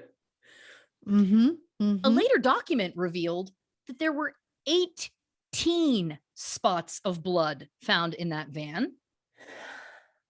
And semen components were also found. But I love that 18. And when he talked in an interview about it, he was like, well, but there could have been, and I understand that he's thinking about proving the case in court. I get that. But I'm like, you didn't think at this point, you didn't put any of these other guys together yet. Okay. Cool. So this is when things get wild. And I know you're like, weren't they already? They want to keep investigating Bruce from afar, but now that he's a suspect, they're ramping up surveillance because they obviously have to protect the public. Sure. If he catches on, he could destroy evidence. They obviously can't risk another murder. Nada. So police apply for a special kind of warrant to search his apartment covertly, meaning they are authorized to go in when he's not there without his knowledge or permission. I didn't know that these exist. They do. Oh. On December 5th, 2017, they're granted the warrant. On December 8th, they knew that Bruce would be out. They had been following him. They knew his patterns. They're like, he's going to be out for a while. So when he left, the police go in. The primary purpose of the search was to clone his computer and to do a physical search. Oof. Several members of the police were in the apartment to accomplish this. However, surprising absolutely everyone, he changed his pattern. And police got a call that Bruce was on his way home. 10 minutes away. They had to scramble as quickly as they could. They got out in the nick of time. They shut everything down. They only got 50% of his computer copied. But have you ever heard of more of like a movie TV plot? I mean, somebody's going to write that movie, right? Yeah. It's just, I can't imagine like, oh, we followed this guy. We know his pattern. We know what he does. We're going to go in this time. We have hours. And then it's like, you got 10 minutes and that's it. Oh my God. I know. It's wild. So police spent weeks going through what they had managed to copy from his computer. They were looking at internet searches, photos. There was a lot to go through, obviously. He had lots of pictures of men on his computer, but there was like nothing that seemed to be proof of murder. There was a lot of pictures of Andrew Kinsman, but again, that doesn't prove anything, right? And then one investigator was like, why don't we use this software? And of course, that software was looking for images that I don't know he's deleted. I'm like, why did it take? How is that not the first thing? Anyway, okay. So this, of course, shows you ghost images, meaning things that have been deleted Yeah. Because, ladies and gentlemen, people, nothing's ever truly deleted. We all know this, right? It's never really gone. Even Snapchat, your kids think it's gone. It's not. So the first thing they found was a photograph of a poster advertising Project Houston. So that felt maybe a little odd. Then they found a picture of Salim Eason on Bruce's bed, dead. Okay, now. They keep searching. They found a deceased photo of Andrew Kinsman, and then eventually pictures of all the missing men, all deceased. He would dress the bodies up near a fur coat or wearing the fur coat. One of them, he put a cigar in their mouth. He would position them apparently in very vulgar ways, very elaborate poses. Apparently, these images are so beyond gruesome that they've obviously never been released, but they're apparently truly horrific, is what the police have said. John Doe has said that Bruce had a kink for that fur coat, that he had asked John to put it on so he could take pictures of him in it, and he felt weird about it, but he eventually did it. Of course, the police found those pictures of John Doe in the fur coat as well. And that was when John Doe was like, I was convinced before, but now I know that I escaped him killing me. He was going to kill me in the back of that van. Yeah. So we know at this point that he has killed all of these people. He humiliates and debases their body after death. He keeps photographs of them as souvenirs. So this is getting, in my opinion, a little scary, right? Yeah. He's not in police custody. But they didn't know if he had an accomplice. So they didn't want to arrest him yet. Because if they arrest him and there's an accomplice, the accomplice could get rid of all the evidence.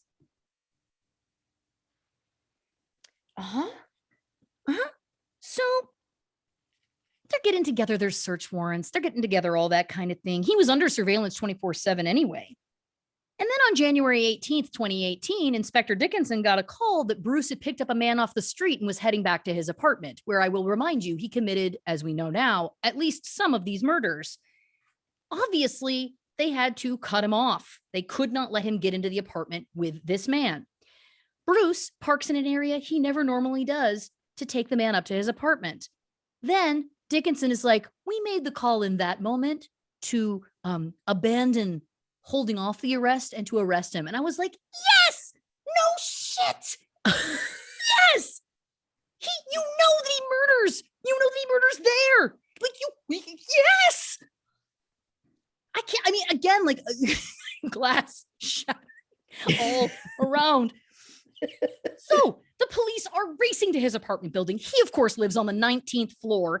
They have to wait for the elevator. And guess what? All but one of the elevators are not working. So finally, they get in the elevator, but it's stopping every 3 floors because there's all these people who live in the building that had pushed the buttons, right? Yep. So they knock on the door. Inexplicably, Bruce answers. They push their way in and they find that man bound, naked on the bed, but alive. Bruce had put a black bag over his head and had told him they were going to, quote, try something different. Police to this day will not reveal what had happened to that man, but they only will say that they firmly believe he would have been the 9th victim. And they literally got there in the nick of time.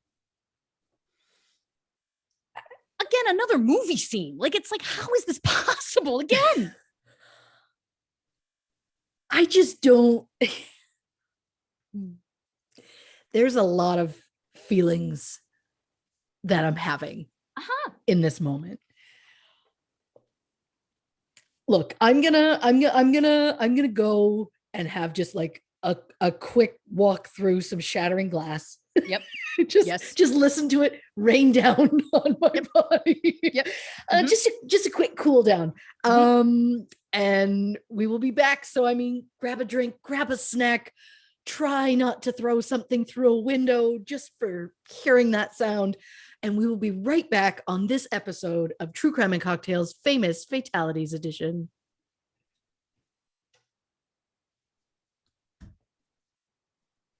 Welcome back to this episode of True Crime and Cocktails, Famous Fatalities Edition. Before the break, Lauren was enraging us all with stories of, if I may, police ineptitude. Is that okay? Yep. I mean, sadly, that's becoming a very common occurrence on our program. I've always just wanted to call it a program, so that I could say it, yeah, in that way. I don't know. I may be losing my mind. I've had a minute. I've had, I've refreshed my drink, got myself a water because I felt like maybe I needed it. And I'm ready to learn more about Snoppy. Thank you for calling back Snoppy. I appreciate that. It is the first note that I wrote down. Snoppy. Again, was it a typo? Who knows? I hope not. I hope not too. Dick. Oh, this guy's such a piece of shit. Oh, I haven't even gotten into my anger about him. I'm so angry at the police. I haven't even talked about what a piece of shit this guy is. But anyway. All right. So, yeah, when we left off, the police burst in on him, almost killing a man. I mean, again, it just feels impossible. So they search his apartment. They find no hair or blood from any of the victims, but they do find belongings. They find Scanda's bracelet. They find a notebook that was written in by Salim Essen. Still no bodies. So the next morning, Inspector Dickinson interviews Bruce. He says Bruce was cordial, polite, but not helpful. He said he was willing to talk, but would not acknowledge any facts about the victims whatsoever. Dickinson says it was a fruitless interview, even though it went on for 8 to 10 hours. And we all know, if you've ever watched Making a Murderer, for example, or there's lots of specials talking about police coercion and breaking people and false confessions, like, it really is interesting to me that he remained completely unfazed for 8 to 10 hours. So as we know, and the police knew, Bruce was a landscaper, meaning he had access to so many properties, many properties in the Greater Toronto area. The first address they went to, of course, was Karen Fraser's. As we know, he was storing all of his equipment there. They pound on the door. Police say, you have 5 minutes to get out. They won't tell her why. They take her downtown to be interviewed. She did not know what was going on. They told her that they thought Bruce had murdered 2 people. I don't know. She couldn't believe it. So she defended him. The cop at the time was basically like, don't waste your sympathy, sweetheart. Please give every police a voice.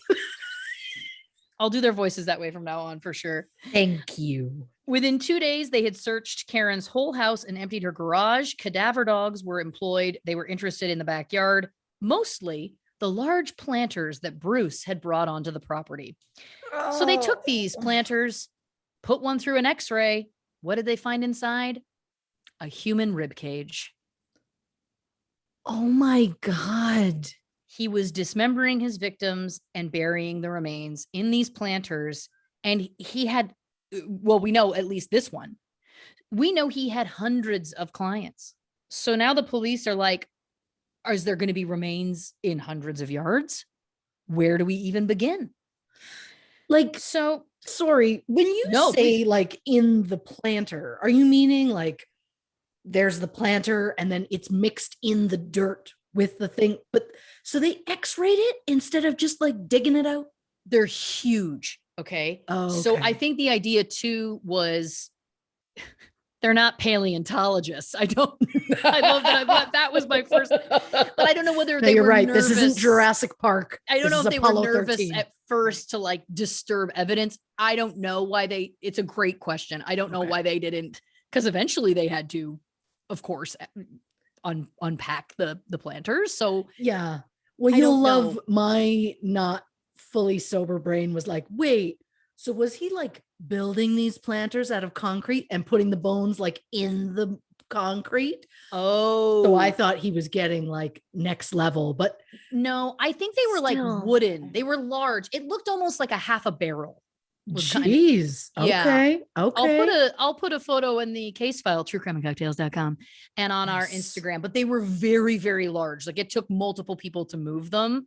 And it was, it kind of looked like a barrel, like a half or maybe even like about a half of a fairly large barrel. So you could potentially, and I guess he just assumed, why would anyone start digging in there? Like, why would Karen start digging in there? And he was right. Oh For my 8 years. God. Do the body parts in the did they help make the flowers grow? I mean, people said his flowers were beautiful, so I don't know. Oh, okay. I know. Okay. I know. So Karen and her partner, Ron, were asked to come to have a meeting about the planters. Whose were they? How did they get there? There was 15 planters in total on their property. Karen says she doesn't know how to process. She was watering planters filled with body parts. Like, she can't to this day even look at it because it's No. yeah. She says Bruce arranged the planters around a table outside where he and his crew ate every day because her house was like their home base, right? Because that's where all the equipment Right. was. Right. So they would eat lunch there every day. And they were all, she realized after the fact, all the planters were set up all around. So he would basically sit in the middle, knowing what was all around him. Mm-hmm. Mm-hmm. And again, she says she doesn't know how to form a reaction to that, and I don't blame her. Karen and Ron were barred from their home for 22 days while it was searched. Then they were allowed to come back while the yard was still being searched. A pathologist was able to establish cause of death on some of the remains, which was manual strangulation. Andrew Kinsman, Sarouche, and Skanda were the first 3 remains identified. So police are going from house to house. They're removing all these planters. They also reached out via the media to the public saying, if anyone has hired this company, please contact us. Where else did they search? Well, it should be noted that once they figured out that Bruce was who they were hunting, Toronto police investigated and cleared several people that were close to him. So, because they were so caught up on accomplices, I get it that they wanted to be sure. Sure. So, search warrants were executed at some of their homes. One was an on again, off again boyfriend of Bruce's, also his roommate at that time at the Thorncliffe Park 2-bedroom apartment, where we know many of the murders took place. 3 of his relatives, 1 of his best friends, and his former wife, Janice. They looked into his family because apparently his family helped him get rid of his van when he needed to and helped him buy a replacement van in a hurry. Apparently someone in his family called saying they wanted the cheapest van. They put the money down for it. Bruce came in, literally spent about 10 minutes, did not even go over the vehicle with the salesperson, just basically completed the sale, took the van and left. Again, would seem a little odd. But a man identified in the documents as one of Bruce's best friends was investigated by police and linked to 2 properties, one in Scarborough and one in a little place called Madoc, Ontario, which is, of course, about halfway between Toronto and Ottawa, just north of a little place known to both of these hosts because they were born there, Belleville, Ontario. Bruce often visited this friend in Madoc about once a month, the document said, and police found that he had called this friend the night Andrew Kinsman went missing. He also called his former wife that same night, which is interesting. Police interviewed this friend and then searched his properties. They said he was extremely cooperative, denied having any knowledge of anything. But who is this friend? You think I'm not going to tell you? Come on. So the Madoc home's buyer of record is someone named Brendan Horan. Brendan was also the owner of the Scarborough house, but that's not the best friend. That would be Brendan's brother. His name is Roger Horan. Why does that name sound familiar? Oh, because I already talked about him in this episode. He's the one who they started the business together because I was Yes. taking notes. Yes. Nice. Okay. Apparently, they shared an affinity for birds, and in Madoc, they kept around 150 exotic birds. The house didn't also seem very big, which makes me worry about those birds. But random family side note. That's the most Dina you've ever been on this podcast, by the way. I'm worried about the birds. I know you are. So the house in Madoc that is in question, I Googled it. It is about a 20-minute drive from Ash Road. Why is Ash Road relevant? Because when our ancestors came to Ontario, they came to a very rural area in Madoc and they set up their farms there. And because the family living on that very desolate road, last name was Ash, to this day, it's named Ash Road. Fun fact. Wow. Like historical family fun fact. Like, Yeah. wow. Right? The gifts we give. You're welcome. Yeah. So basically, everyone is cooperative with police. Bruce's roommate, the boyfriend, these brothers, Yeah. Karen and Ron. The police determined no one else had any involvement or even knew anything. So it took the police weeks to identify all the remains. And at that point, 7 were identified in the planters at Karen and Ron's. They were all there. Again, Wow. surrounding him while he ate every day.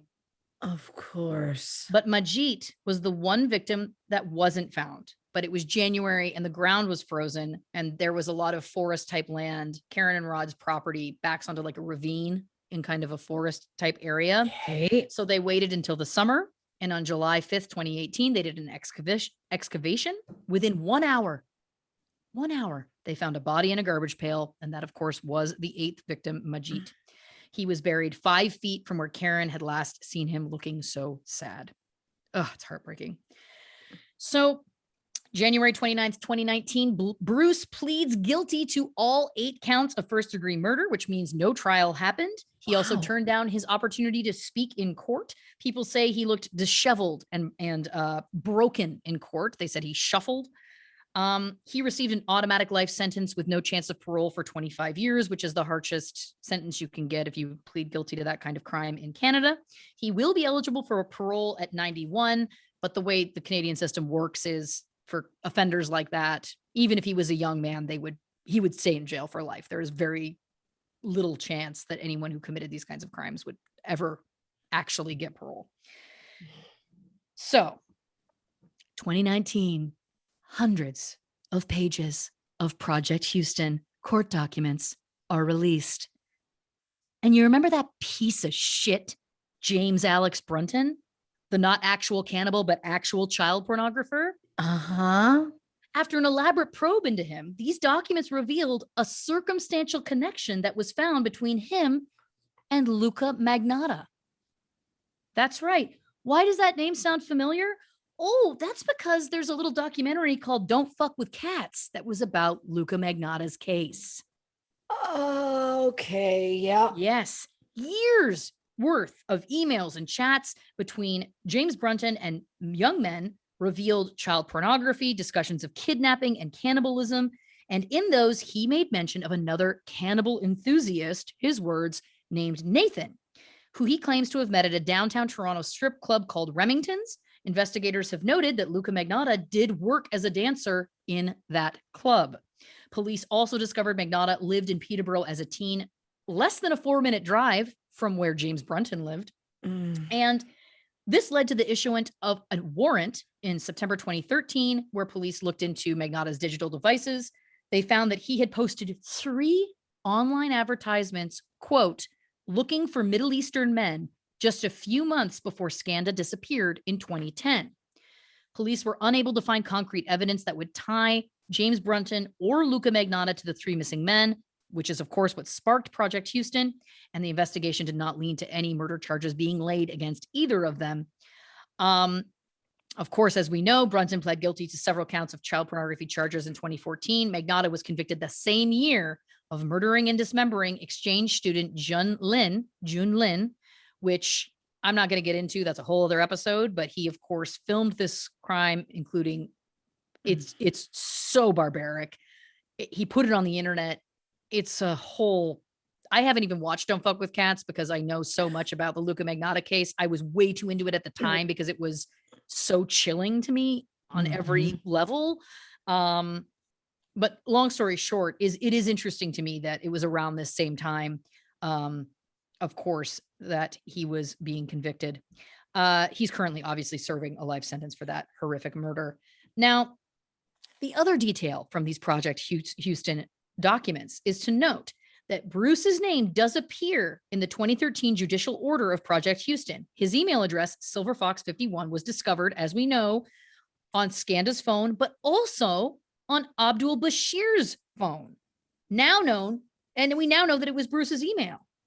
So now we know, you see what I'm saying? Now we know that there was an additional connection to that email address. So what else has come out since then? Well, police went through the ghost photos, as I like to call them, on Bruce's computer, and then reached out to a man that they identified as Sean Cribben. Cribben is well known in Toronto's gay community. In 2005, he was crowned Mr. Leatherman in Toronto, which is a competition involving members of the leather and kink community. He lives in the village with his partner, Stephen Sauter. They are in an open relationship, which is only relevant because it explains, as I'm going to very quickly tell this story. Sure. The day after Bruce was arrested, the day after, okay, Sean receives a call from the Toronto police.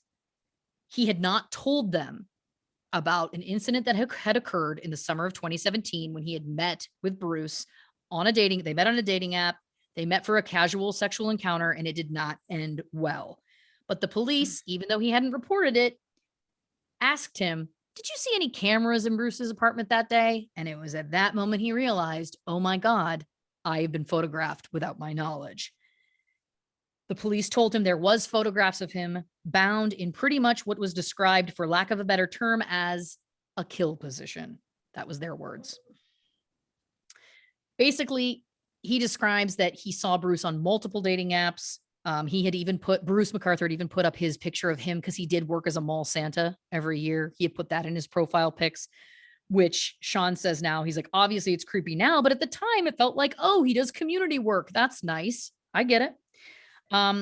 They had several misconnections. They had tried to make plans to meet up many times and it just didn't work out. They had agreed to meet for an encounter in late July, which would have been just weeks after Salim Eason and Andrew Kinsman were killed by him. They set up a pickup location in front of his apartment, Sean's apartment, but ultimately Sean agreed to meet him a few blocks away. We realize now this is probably because he did not want to be on the surveillance cameras outside of that apartment. But Sean says there was no red flags. Ironically, Sean on the drive to Bruce's apartment brought up the serial killer, brought up like, hey, have you heard about this? Isn't it crazy? These men are going missing. Bruce apparently said nothing and then just started talking about his landscaping business, which is chilling. They get to Bruce's apartment.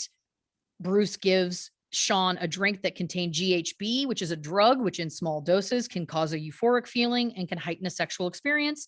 It's very similar to Rohypnol, which is also, of course, has been called in the past the date rape drug.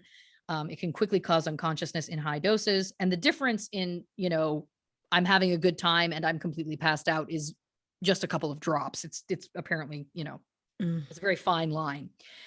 So what began as a consensual sexual encounter, Sean says, quickly turned into something terrifying for him. He's obviously a member of the kink community. We obviously know also there is a lot of very, respectful rules that are laid out. Again, when people who in that community are engaging in that kind of play. And he said he soon couldn't breathe, which made him uncomfortable as he felt like his limits were not being respected. And that was obviously a red flag for him because he's a member of this community. This is not how this works. He didn't feel safe. Now, this is a trigger warning because this is brutal. This is a quote from Sean. He said he was cutting off my airway with his hands, with his body weight sitting on my chest. Before he lost consciousness, he says he was basically raping my throat. Oh, God. He says he then remembers waking up, hearing the sound of another person in another room. It was Bruce's roommate. Sean now believes the only thing that saved him was Bruce's roommate happened to come home when he wasn't expected. And so that stopped what was happening. Oh my God. Sean also believes that the photographs that the police found on Bruce's computer had to have been taken when he was passed out because he has no memory of them. And he has since actually spoken to Bruce's roommate, who said it was a complete fluke, that he was supposed to stay at his boyfriend's house. Plans changed last minute. And it was literally, again, a fluke that he happened to come home. Oh my God. And at the time he didn't report it, which, listen, again, that's not uncommon.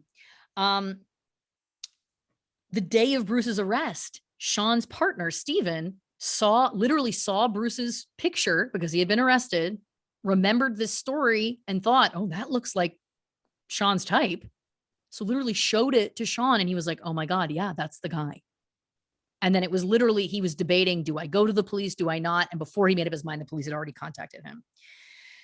Wild story. He also did mention that he watched a CBC docudrama where I guess there was kind of like a reenactment of the Bruce scene, the scene or Right. the real life experience where the police go in, that whole thing. Apparently, in that docudrama, Bruce asked his date, "Does anyone know you're with me?" And Sean said he immediately had a flashback that Bruce asked him that when they were in the car together. And Sean told Bruce the truth, which was he normally tells Stephen where he is, but that he would just tell him later that night. But it was this like huge triggering moment because it was like, oh my God, he said the same thing to me. No, nobody knows where I am is the true answer.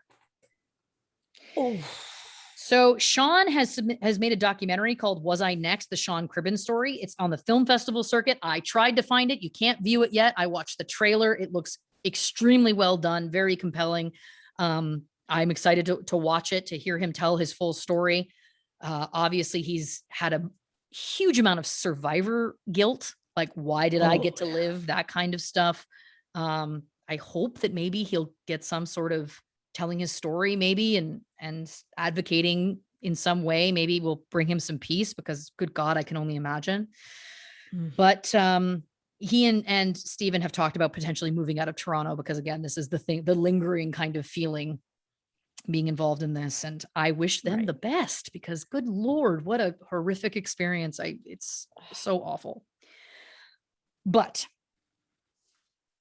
those were the documents that were released then. But further documents have been released since then. Oh boy. And we've got some more evidence and detail about the evidence that was found. First of all, the photos. So as we know the police found all these ghost images. In one photo, now this is going to be triggering to some people. Again, this is a warning. There's a couple of reasons why I want to get into what he did. There was 20 photos of one victim, 18 of another, 13 of another, 5 of another, and 2 of others. So this was a thing for him. Sure. In one photo, one of the victims has a rope around his neck that has been cinched with a metal bar. His hands were bound with a white rope, and he appeared deceased in the photo. He is partially undressed in one and then dressed in a fur coat in others.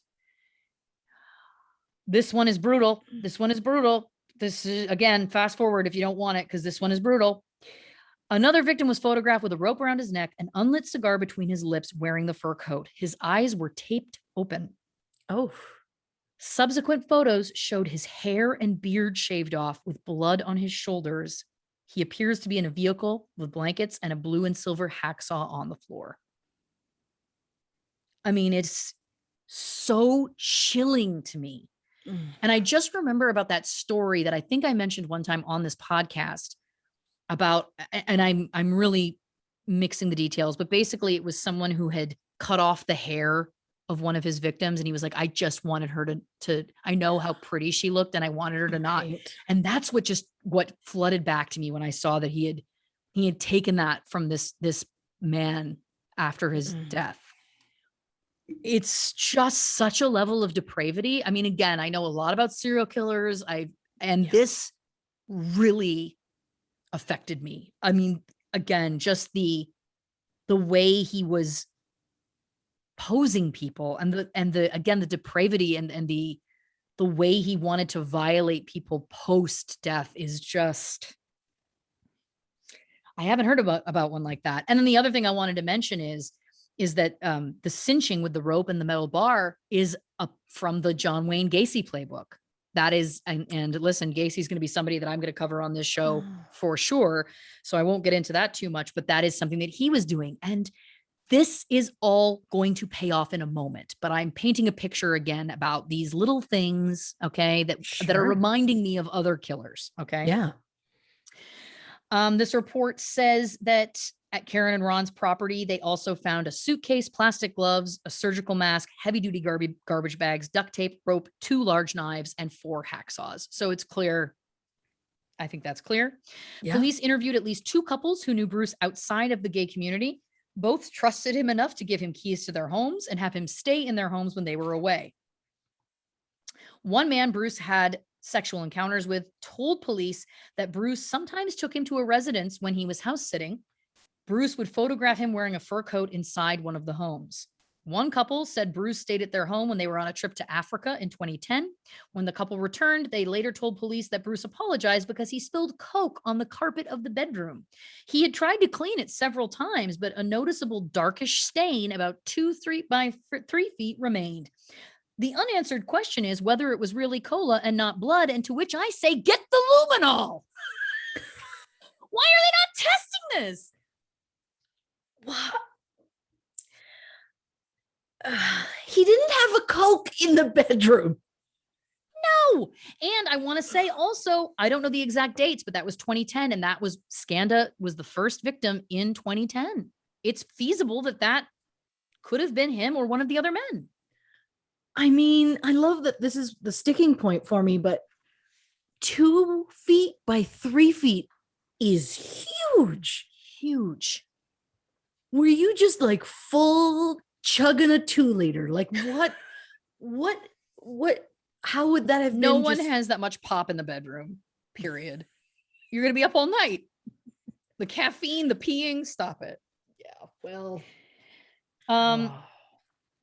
Another thing that came out was that Bruce McArthur had erectile dysfunction. I do not bring this up to shame him because I don't think that that's something to be ashamed of. I bring it up because the people who spoke about it talked about how he had a lot of trouble maintaining an erection. And to me, that is important to note because on one hand, you could say, well, he was an older man, etc. Yes.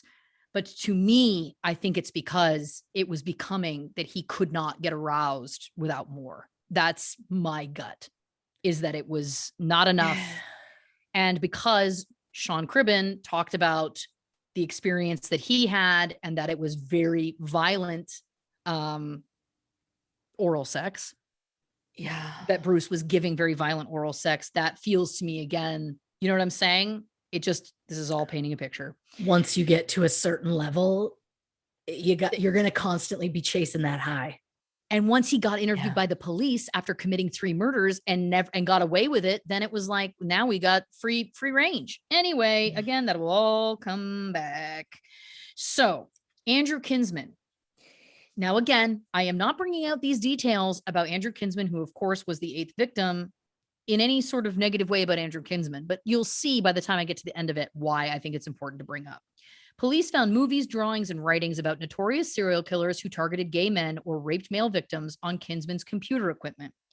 Also, a friend of Kinsman's suggested that he may have discussed the psychology of serial killers with Bruce. Police interviewed a manager with the Toronto People with AIDS Foundation on October 11th, 2017. And according to one summary of the police investigation, after Kinsman was reported missing, police were told that over the Christmas holidays, she and Kinsman were having a conversation, and he was talking about how he was in a relationship with a man who, like him, was very into the psychology of serial killers and how they functioned. They really enjoyed talking about it, she told police. Kinsman did not mention who the man was or what his name was, but that they often got together for hookups every month or so. We know that he did hook up with Bruce more than once. That is a fact. Kinsman also liked reading books on serial killers, police were told, but his interest went further than that. According to a search of his computer, there was a hard drive partition labeled pictures/murder, where there was drawings and writing related to Dennis Andrew Nilsen, who was a convicted serial killer in England. The similarities between McArthur and Nilsen are striking. Both were seemingly respectable men who preyed on vulnerable gay men, befriending potential victims, luring them into their homes. Both men strangled their victims and both dressed and undressed their victim's dead body before dismembering them. Again, Kinsman also had a documentary about John Wayne Gacy. Who doesn't? I'm not saying that that means anything. Obviously, there's also the connection because Gacy was famous because he also was a clown in his part-time, and we know that Bruce was a mall Santa. And there's more things that had come out here, but the reason why this was interesting to me was that there's so many pieces of things that Bruce did, little things here and there, where because I'm somebody who, much like Andrew Kinsman, has this kind of interest, horrific fascination for whatever reason with serial killers, I know about. And it's chilling to me that there is, anecdotal proof that they potentially had these conversations. So what that says to me is 2 things. Was And we know that they knew about Gacy. He had the documentary. Did they talk about that? Did that influence how Bruce was doing his killings? I'm not suggesting Andrew's involved at all. I'm just saying it's interesting to me that it could have been this topic. And then again, my own wild theory is it possible that Bruce opened up to Andrew Kinsman thinking that he was safe because he shared this fascination? Of course, I'm sure, like me, who has a fascination with serial killers, if somebody told me they were a serial killer, I would be like, oh my God, this is horrifying. Did he have a bad reaction? Again, I am wildly speculating, but it's just very interesting to me that there are so many little nuggets of things specifically that Bruce did that mirror other things that other serial killers did. Dahmer, Gacy, this other case that I can't remember with the woman in the hair. You know what I mean? Little nuggets here and there. And knowing that they had potentially had those conversations, I just thought that that was very interesting and was worth noting.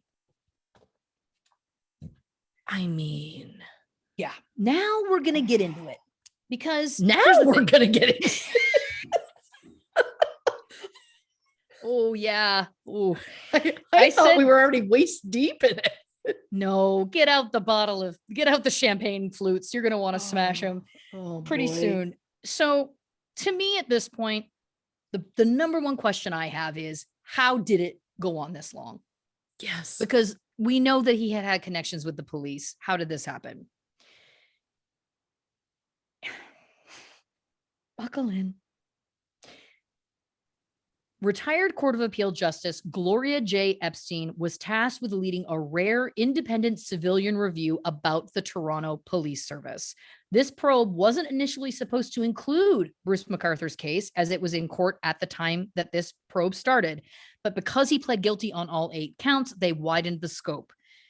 So this is a review that began in September 2018, and her job was basically to go through 80,000 pages of documents. I am not exaggerating, 80,000. She had a team put together. They interviewed people in the community. They interviewed police. They went through the documents. And on April 9th of 2021, so we're up to the minute here, dear listeners, I am bringing you all the most recent updates. Her review was published. And it's 161 pages long, and I read it so you don't have to. So the report was called Missing and Missed. And spoiler alert, she found serious flaws in how the Toronto Police Service handled a number of missing person investigations in the city's gay village. She started with how police handled Bruce's assault charge in 2001, his interview during Project Houston in 2013. It's all here. I'm going to dive in because I know that, these episodes can't last forever as much as some of us may want them to. So we're going to go back, first of all, to Mark Henderson, of course. Yeah. Bruce's victim from 2001. Mark says he tried to warn the police. He called a tip line and he said, in my gut, when I heard about those men, I knew it was Bruce. He swears it. He called a tip line. He went to community town hall meetings. He went to the cops. He told them, I'm telling you, I feel like it's this guy. Nothing was done. He feels guilt, even still. He feels guilt. He says, I should have stood on a corner and screamed until someone listened. I thought there was a credible threat. People were missing, and I thought that this was the person who it was. But you and I both know that it is not up to a victim of this person to get him arrested in this manner. He tried. Again, he was brave. He went to the police. He told his story. And guess what happened? He was shamed in court, shit on in court. His past as a sex worker used against him for no reason. Buckle in, because I'm going to get rageful very quickly. So, as we know, Bruce could have served up to 10 years in prison for the charges that were laid against him for that incident, but he didn't even get 1 day. So how would things have gone differently if he had done some jail time? Well, first of all, it would have shown up on his record as a violent offense with jail time when he was interviewed as a part of Project Houston in 2013. But at the time of that interview, his record simply said minor assault with no jail time, which police said didn't raise any red flags for them. But what if I told you that Justice Gloria Epstein discovered that the officer responsible for the interview failed to do a criminal database search related to Bruce McArthur at all? There was no record that any search of Bruce McArthur's criminal record was done at that time. Had he done something called a legacy search, it would have revealed this previous conviction, because even though he didn't do jail time, it still would have come up. But there's no evidence in that officer's notes or anywhere that he ever did a search at that time. The interview was not preceded by any meaningful examination of his history, including his previous criminal conduct. She said that the officer also failed to note his potentially meaningful connection to all three of the missing men in his summary of the interview, something she says she believes should have been a giant red flag for investigators. She basically said she can't say whether or not that would have led to him being apprehended sooner, but that she does feel that important opportunities to identify him as the killer were missed. Sure. She also noted that the interview lasted 16 minutes, as I mentioned before, and that her overall review of the interview was that it was deeply flawed. She said it was not properly prepared for. It was poorly conducted. The significance of it was lost on the officers. She said there was no meaningful supervision of the interview or what was learned from it that took place. And it was not uploaded into PowerCase. I'll get to PowerCase in a second, which is a software program. And it was not communicated to the Project Houston analyst. So its significance at all was effectively completely buried. It was pointless. She also made note that the flaws she believes were reflective of systemic issues and not of this specific interviewer. She thinks he's a good officer and that, this should not be an indictment of his work, but I'd like to indict his work. Because Bruce disclosed in that interview that he knew two of the three men, and they figured out that he knew all three. And in an interview that I watched, Inspector Dickinson was asked, hey, so if you knew that he had connections to at least two, if not three of the three missing men, and that he had a prior assault charge, isn't that something to ring an alarm bell? And in that interview, Dickinson gets kind of flustered and he's like, well, lots of people have minor assault charges. But we know now that they didn't run the search. So he was lying. And also, do lots of people have minor assault charges? I don't think so. All I'm saying is that if a connection had been made at that point, that was after victim 3 of 8. Keep that in mind. Mm-hmm. So Justice Epstein, because it's weird saying the name Epstein because Epstein is such a synonymous. Justice Epstein is how obviously, and she deserves to be called as such. Sure. But she called Bruce's killing spree a 7-year reign of terror. She concluded the police could have done better. She said Bruce's victims were marginalized and vulnerable in a variety of ways, and that their disappearances were often given less attention or priority than they deserved by the police. She also said some officers investigating the cases had misconceptions or stereotypical ideas about LGBTQ2S plus communities, and that those perceptions impeded their work. So no big shockers there to me. We're hearing about systemic racism, homophobia. These are the root causes. But I'd like to talk about specifically how they fucked up. And I would like you to. So first of all, PowerCase, which I've referenced. So PowerCase is the provincially mandated case management software for major cases. It is used effectively by other large police services in Ontario to case manage major investigations. But the Toronto police, they just don't really use it. Yeah, some officers have taken the position that it just doesn't really work for Toronto. Yeah, but those who said that were officers whose understanding of the software doesn't really seem to be up to snuff. Some of Toronto's senior officers have said that they're dissatisfied with PowerCase and therefore don't really use it in major cases. Project Houston being one of them, and Bruce McArthur's investigation being another. So what exactly, I don't know, what does that all mean? What it means is the following. The police service failed to recognize when the criteria had been met to categorize a missing person investigation as a major case. Why is this important?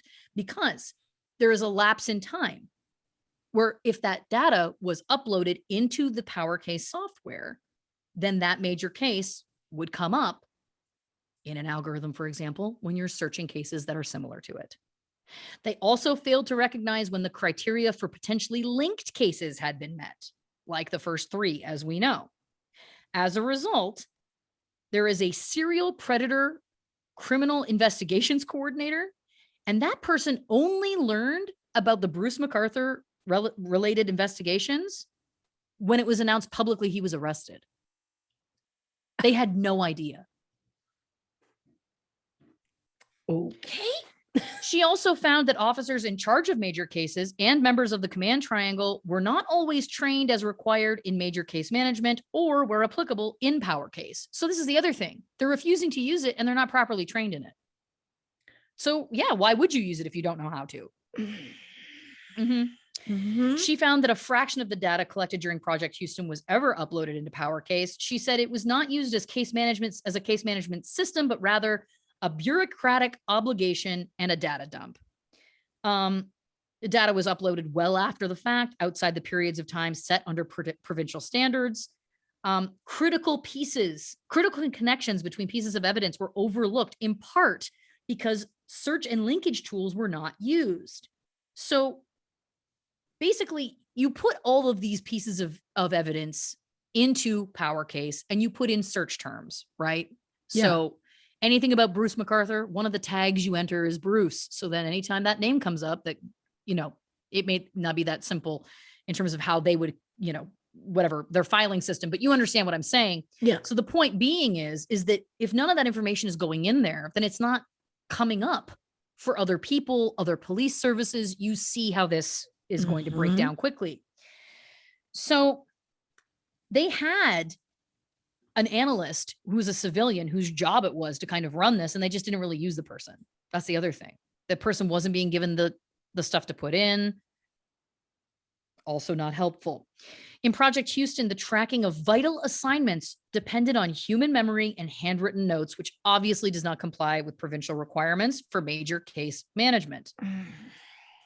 Again, as I said, the civilian indexer who was assigned to the project through no fault of her own, didn't know much about the investigation, was disconnected, was provided with limited data, et cetera, et cetera, et cetera. There was no detailed chronology of investigation that was maintained during that Project Houston. There was no victim liaison assigned, which is also required.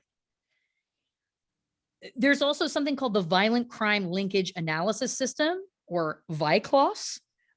When certain criteria are met, you are required to submit a VICLAS booklet to the Ontario Provincial Police VICLAS unit to assist in identifying serious crime patterns. They didn't do them. No.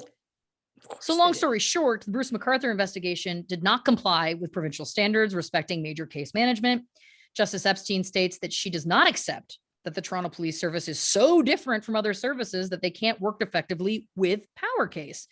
Comparable police services in Ontario and elsewhere have demonstrated otherwise. If officers have not received adequate training on Power Case or do not act in accordance with that training, it's difficult to blame the software. I was like, that's a great point, right? So she also said that these issues were not new, that they had been brought up before and that no one had done anything about them. Of course. So now here's some information about the cases specifically and what she found. And in my notes, I wrote, this is getting more frustrating. So Skandaraj or Skanda Navaratnam, September 6, 2010, we know was when he was last seen alive in the village. He was reported September 16th, 10 days later, he left behind his new puppy. Right. He was active on social media. That immediately stopped. His cell phone use immediately stopped. He took no belongings with him. He told no one he planned to leave. When he was reported missing, he had been gone without a trace for 10 days. Justice Epstein says that based on these facts, his disappearance deserved to be given high priority, but it wasn't. The case moved from investigator to investigator. Some leads pursued, some weren't. It wasn't until several years later during Project Houston that a number of witnesses were even properly interviewed. A risk assessment was never made. Investigators took little or no meaningful measures to engage community organizations or leaders in the search. There's no evidence that investigators had any true understanding of the people they should even speak to within the communities. They did not enlist the human resources they had within the service, such as the LGBTQ2S+ liaison officer. Some didn't even know that they had one of those officers. And obviously, when you're dealing with that community, there's lots of reasons why people within that community are fearful of speaking to the police. So the whole point is that they have these liaison officers to be a bridge to those communities so that people feel comfortable in giving information. Sure. But the investigation simply petered out because it was said there was no leads. Great. Ready to rage? Here we go. Get your glassware. Oh, boy. Scanda's computer was seized by the police in 2010, but it was not analyzed until 2012. Even then, its significance was not appreciated. The computer showed Scanda's access to dating websites and included sexualized messages between him and Silver Fox Toronto, as we know, Bruce McArthur's electronics username. Yeah. And if that makes you mad, just know that those messages weren't discovered until late 2017. They had it 7 years prior. Justice Epstein says, in fairness, the police did conduct considerable investigative work in 2010 and 2011, but that the investigation was seriously flawed. They weren't doing it properly, was her whole point. So Abdul Basir, or Basir Faizi, was last seen in the village December 29th, 2010. He was reported missing the following day. Now, he lived in the Peel region, which is outside of downtown. And the Peel region police investigated his disappearance because that's where he lived and that's how it works. It's not the police where you went missing. It's the police where you live, which there's also some argument about. Is that the best idea? Constable Mary Catherine Marceau led that investigation. Justice Epstein basically was like, I wasn't supposed to look into her work, but I got to say it was good, which I love. Women supporting women. First of all, amazing. Yes. But basically she was investigating the disappearance of Mr. Faizi, and she put together right away that she thought there was a connection to Scanda. She was like, well, these are two gay men, went missing from the village. They both are brown, right? Peel reached out in a variety of ways to the gay community. They said that she supports the Salam Queer Muslim Community Center, that they were trying different ways of trying to get answers, is the whole point. Sure. In 2011, January 2011, Constable Marceau learned through another Peel officer that Scanda had also gone missing from the village. That's when she made the connection. But that information came to her completely fortuitously. The Toronto police had never ensured that other regional services were even aware of this other disappearance. So she starts to look into it. She was struck by the comparison, by how, it looked like perhaps this was connected. She contacted the Toronto police 3 times. One message went unanswered. An officer responded to the second saying they'd look into it. Never did. And finally, she emailed a Toronto officer in charge to advise him the cases were possibly connected. And the third overture also elicited no response. 3 times she tried. As a result, the Toronto police did not notice the potential connection between the 2 cases. The lead became apparent to Toronto police only on December 19th, 2012, 2 years later. Gee. Indeed, the connection was made initially only because the Peel police had placed the Faizi case on Power Case. The only reason the police even figured it out was because the Peel police put the Faizi case onto Power Case. You see? You see? That's the only reason. That's the only reason why the Toronto police made the connection. If they hadn't done that, they wouldn't have made the connection. It's like...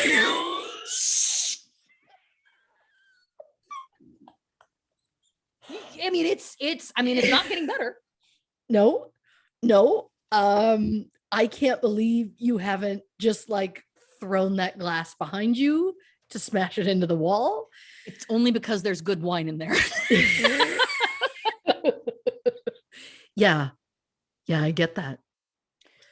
All right, let's try and blow through this. Majit Kahan, last seen by his family October 14th, 2012. His son was the one who originally reported him missing. He reported him to the Toronto's 41 division, but it was ultimately taken to the 51 division because that's where he lived, and that is the area the village is in. Great. Police did not learn that he had connections with the LGBTQ2S+ community until a month after he disappeared. Although some steps were taken to investigate this case, it was given no priority and was not treated as a major case. He left his pet birds to die. And despite this huge red flag that, again, this person who has these birds that he loves wouldn't just do that, they did not treat the case with any urgency. Nothing was done to advance the investigation for 2 weeks in November because the investigator candidly acknowledged that he was on his days off.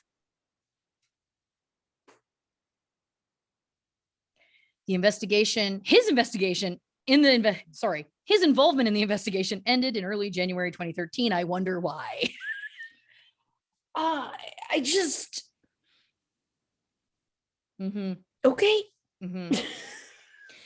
The circumstances surrounding Mr. Cahan's disappearance invited deep concern. He simply vanished. There was no evidence he made any plans to leave home. He did not have suicidal inclinations. The fate of his treasured birds was a huge red flag that should have alerted anyone performing a risk assessment, but no assessment was ever done.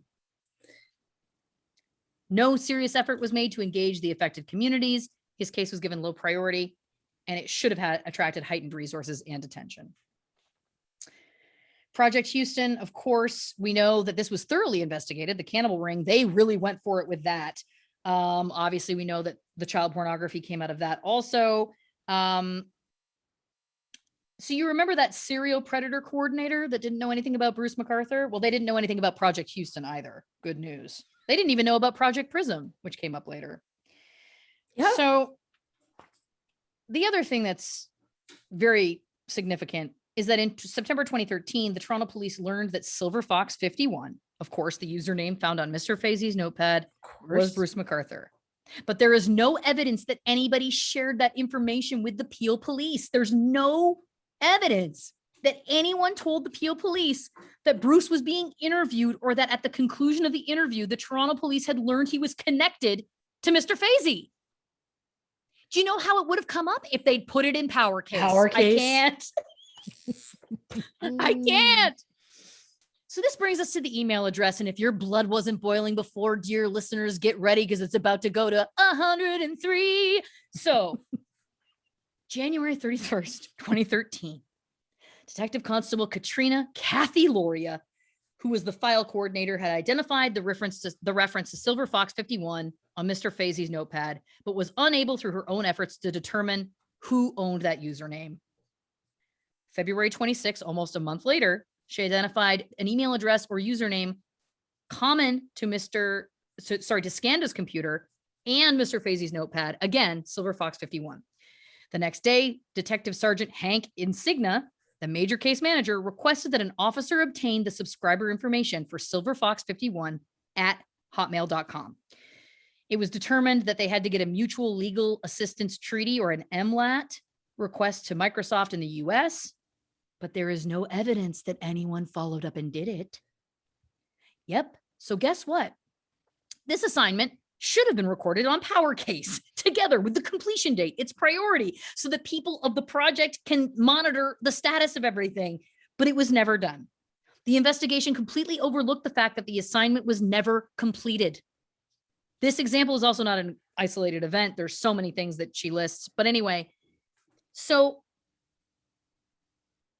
I watched a documentary, and in that they said that they got his IP address and they identified him within 24 hours. And I was like, right, within 24 hours of the request, but you're a liar. You used a lie loophole because you didn't bring up the fact that it took months to even make the request. They knew that there was something going on with that username in January. They knew the official full email address, February 26th. But as of April 18th, 2013, it still hadn't been done. This was only addressed after both Constable Loria and Detective Sergeant Insigna had left the project. They had it there. It's like they had scanned his computer, had it, and Bruce was denying at first that they had a relationship. It was all there. And I'm not saying that you can get these answers, in a heartbeat, but you had it in your possession. You had him in your possession. And that's what drives me. That's what drives me to drink. Yeah. All right. A few more things.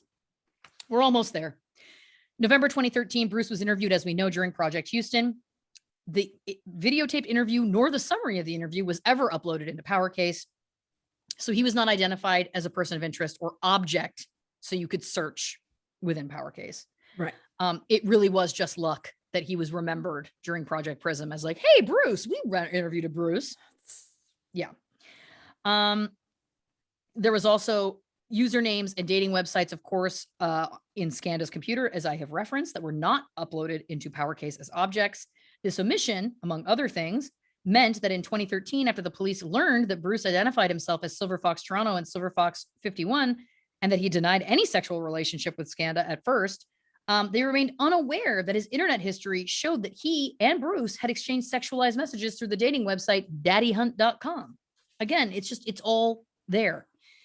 Mr. Mahmoudi. Now, that was a tough connection because he was closeted and no one knew he had a connection to that community. So we get it. He was also not active on social media. He had also was in debt, was talking about assuming a different identity. So that case was not treated with urgency because it felt like maybe he was just trying to disappear. Sure. But in 2013, the rules changed. Provincial adequacy standards state that once a person has been missing without a trace for more than 30 days, that case has to be treated as a major case. So either the investigators didn't realize that this change had happened or they just ignored it. Literally. And once again, because it was not designated a major case, it was not entered in a Power Case. Power Case.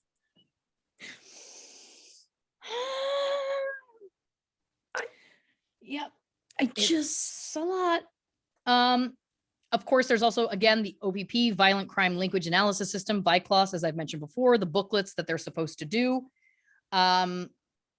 Once, of course, they were investigating the cannibal, they should have put together these booklets. They didn't. There was truly no excuse for this. And in fact, David Moore, who was a civilian analyst at VICLAS, specifically asked the Toronto police to please submit booklets for the missing men. And the police chose not to submit them, even in the face of the request, just because they felt that they knew better. Oh, okay. Nope. Yep. That. Yep. Yep. Mm-hmm. Mm-hmm. I mean, we all know, oh God, we all probably realize the reason that these cases were ignored, right? Like, this is, yes, we all get that. And so it makes sense why why I changed writing my notes in a pen to a Sharpie and just literally wrote, just treat human beings like human beings, and added, it's not hard. It's not hard to treat people like people. Nope. Make people a priority. Yep. And again, I'm not even really getting into all of that because we know it. It's very obvious.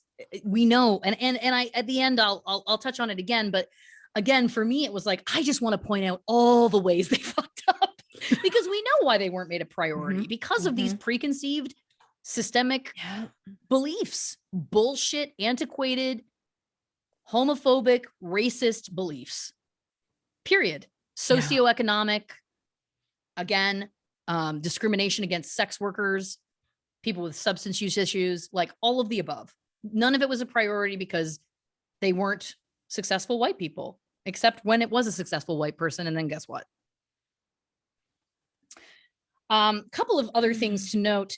Misinformation. December 12th, 2012, at the beginning of Project Houston, the Toronto police learned that James Brunton, the cannibal asshole, he actually hadn't identified Scanda as his victim. He actually said nothing about that. The description was an 18 to 35-year-old with a slim athletic build, and that does not match Scanda. Scanda was over 40 and was also didn't have that build, also wasn't white. But still, some operational plans and other documents that went up the chain of command still stated that he had confessed to killing one of the missing men. But wait a minute. So the whole point of starting Project Houston was because they believed that James Brunton, this potential cannibal, killed Scanda. But multiple people at the time knew that that wasn't true. So what? Did they just not want to admit that they messed up? Or did that slip through the cracks? There's no answer to that. Of course there's not. 2016, McArthur's choking of John Doe. Sergeant Paul Gautier interviewed Bruce when he turned himself in for choking John Doe. And Gautier observed that, strangulation fetishes, autoerotic asphyxiation, they're quite common. But we also have to remember that John Doe gave no indication that he was interested in that. And the police never asked Bruce whether his previous sexual encounters with John Doe involved that. And they never asked John Doe either. So based on his allegation, Bruce's conduct was potentially a sexual assault or even an aggravated sexual assault, since it could have placed his life at risk. In other words, this could have been an assault by the eyes of the law.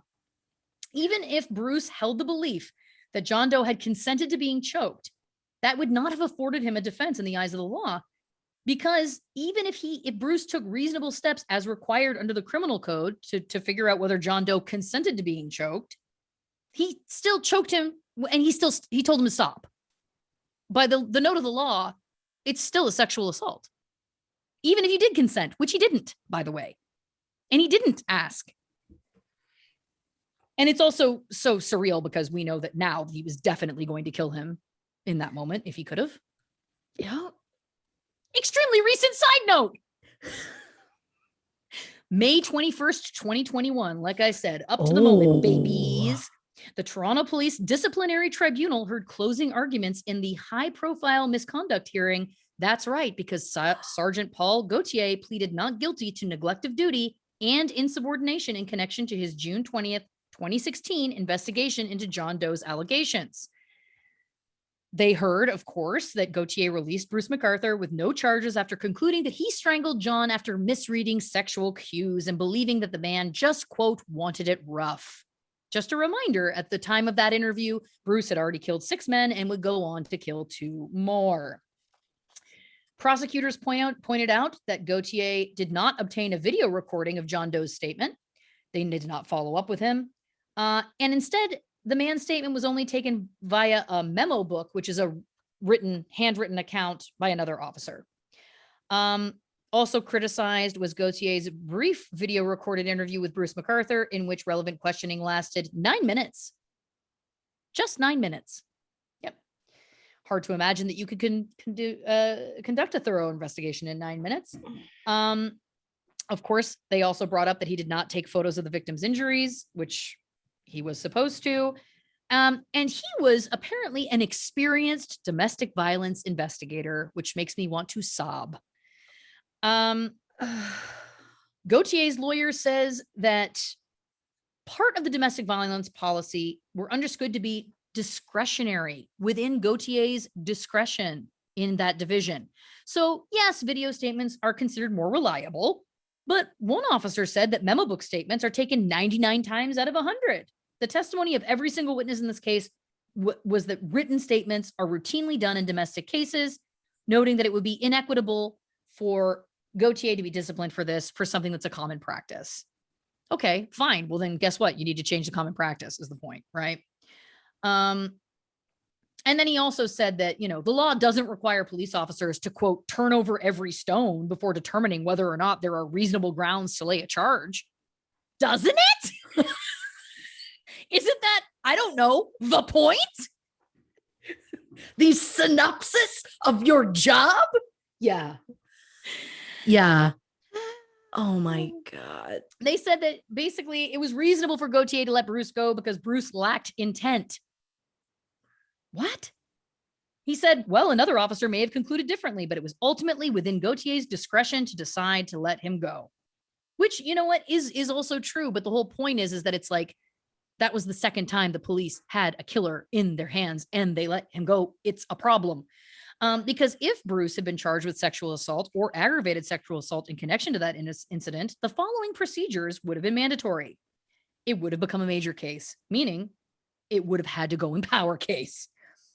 And if Project Houston had earlier entered Bruce's name into Power Case as an object or a person of interest, as it should have been, as we know, then in 2016, the entering of his name in Power Case by Sergeant Gautier would have caused Project Houston's primary investigator or the file coordinator to be notified of the link between the cases, even if the project was no longer active. It does it for you. It's like an algorithm. You know what I'm saying? Like, it's like, boop, you have a hit, right?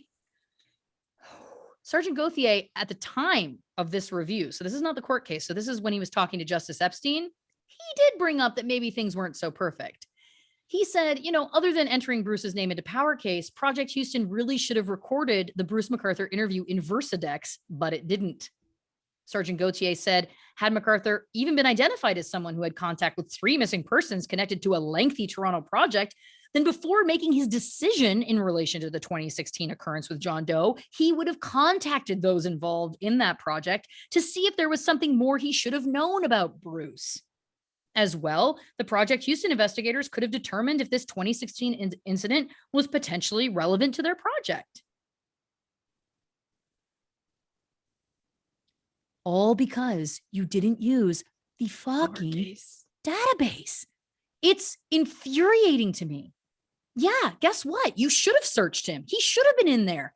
This was preventable. I'm sorry, but at that point,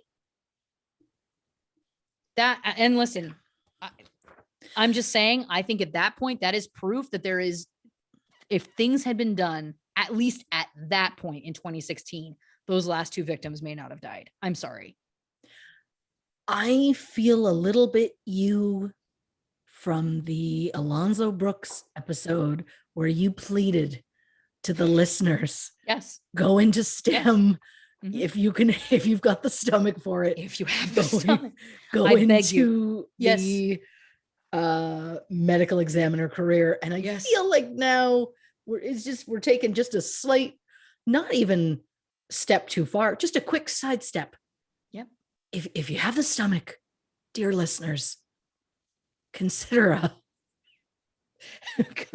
a job in law enforcement and just use the software. And if you don't know how, just they hired someone to do it for them. That's the thing. They hired a person to literally do it for them. You just have to give it to the person. I beg you, dear listeners, young people, please. Okay, we're almost there. Yep. All right. Of course, Andrew Kinsman, the last victim, the police did a lot right here. Again, so much pressure from the public. They were using Power Case more. However, June 30th, 2017, instructions were given to an officer to obtain the surveillance video footage that they thought he was going to be on getting into the red van. The video footage was obtained that day. Okay, good for them. But there was no evidence that it was viewed until August 23rd, 2017. Almost a full month late. Sorry, 2 full months later. So as we know now, that was the most important lead. That was the lead that ended up leading them to Bruce that got this whole thing solved. And you didn't watch it for 2 months? Here's the thing. The officer who got that video viewed 2 other videos. There's record of that, but not that one. No one tracked the completion of the task. I mean, that is glaring. I really thought in that moment, you were going to be like, he did watch 2 other videos and they involved a cat playing a piano. Like I thought, he thought that's where we were going to go with that. It was a child after he'd had dental work done. Yeah. Yeah. And I mean, listen, the whole point here is that there was like someone, as I've said before, someone remembered Bruce, but it's like, it's not up to it's not that they don't trust the police officer's memory. It's that you shouldn't have to rely on your memory. They have so many cases. They have so many things that they're doing. Put it in the computer. Put it in the computer. Use the tools you have available. December 8th, 2017, there's a press conference. Police Chief Mark Saunders advised the public, the evidence today tells us there is not a serial killer.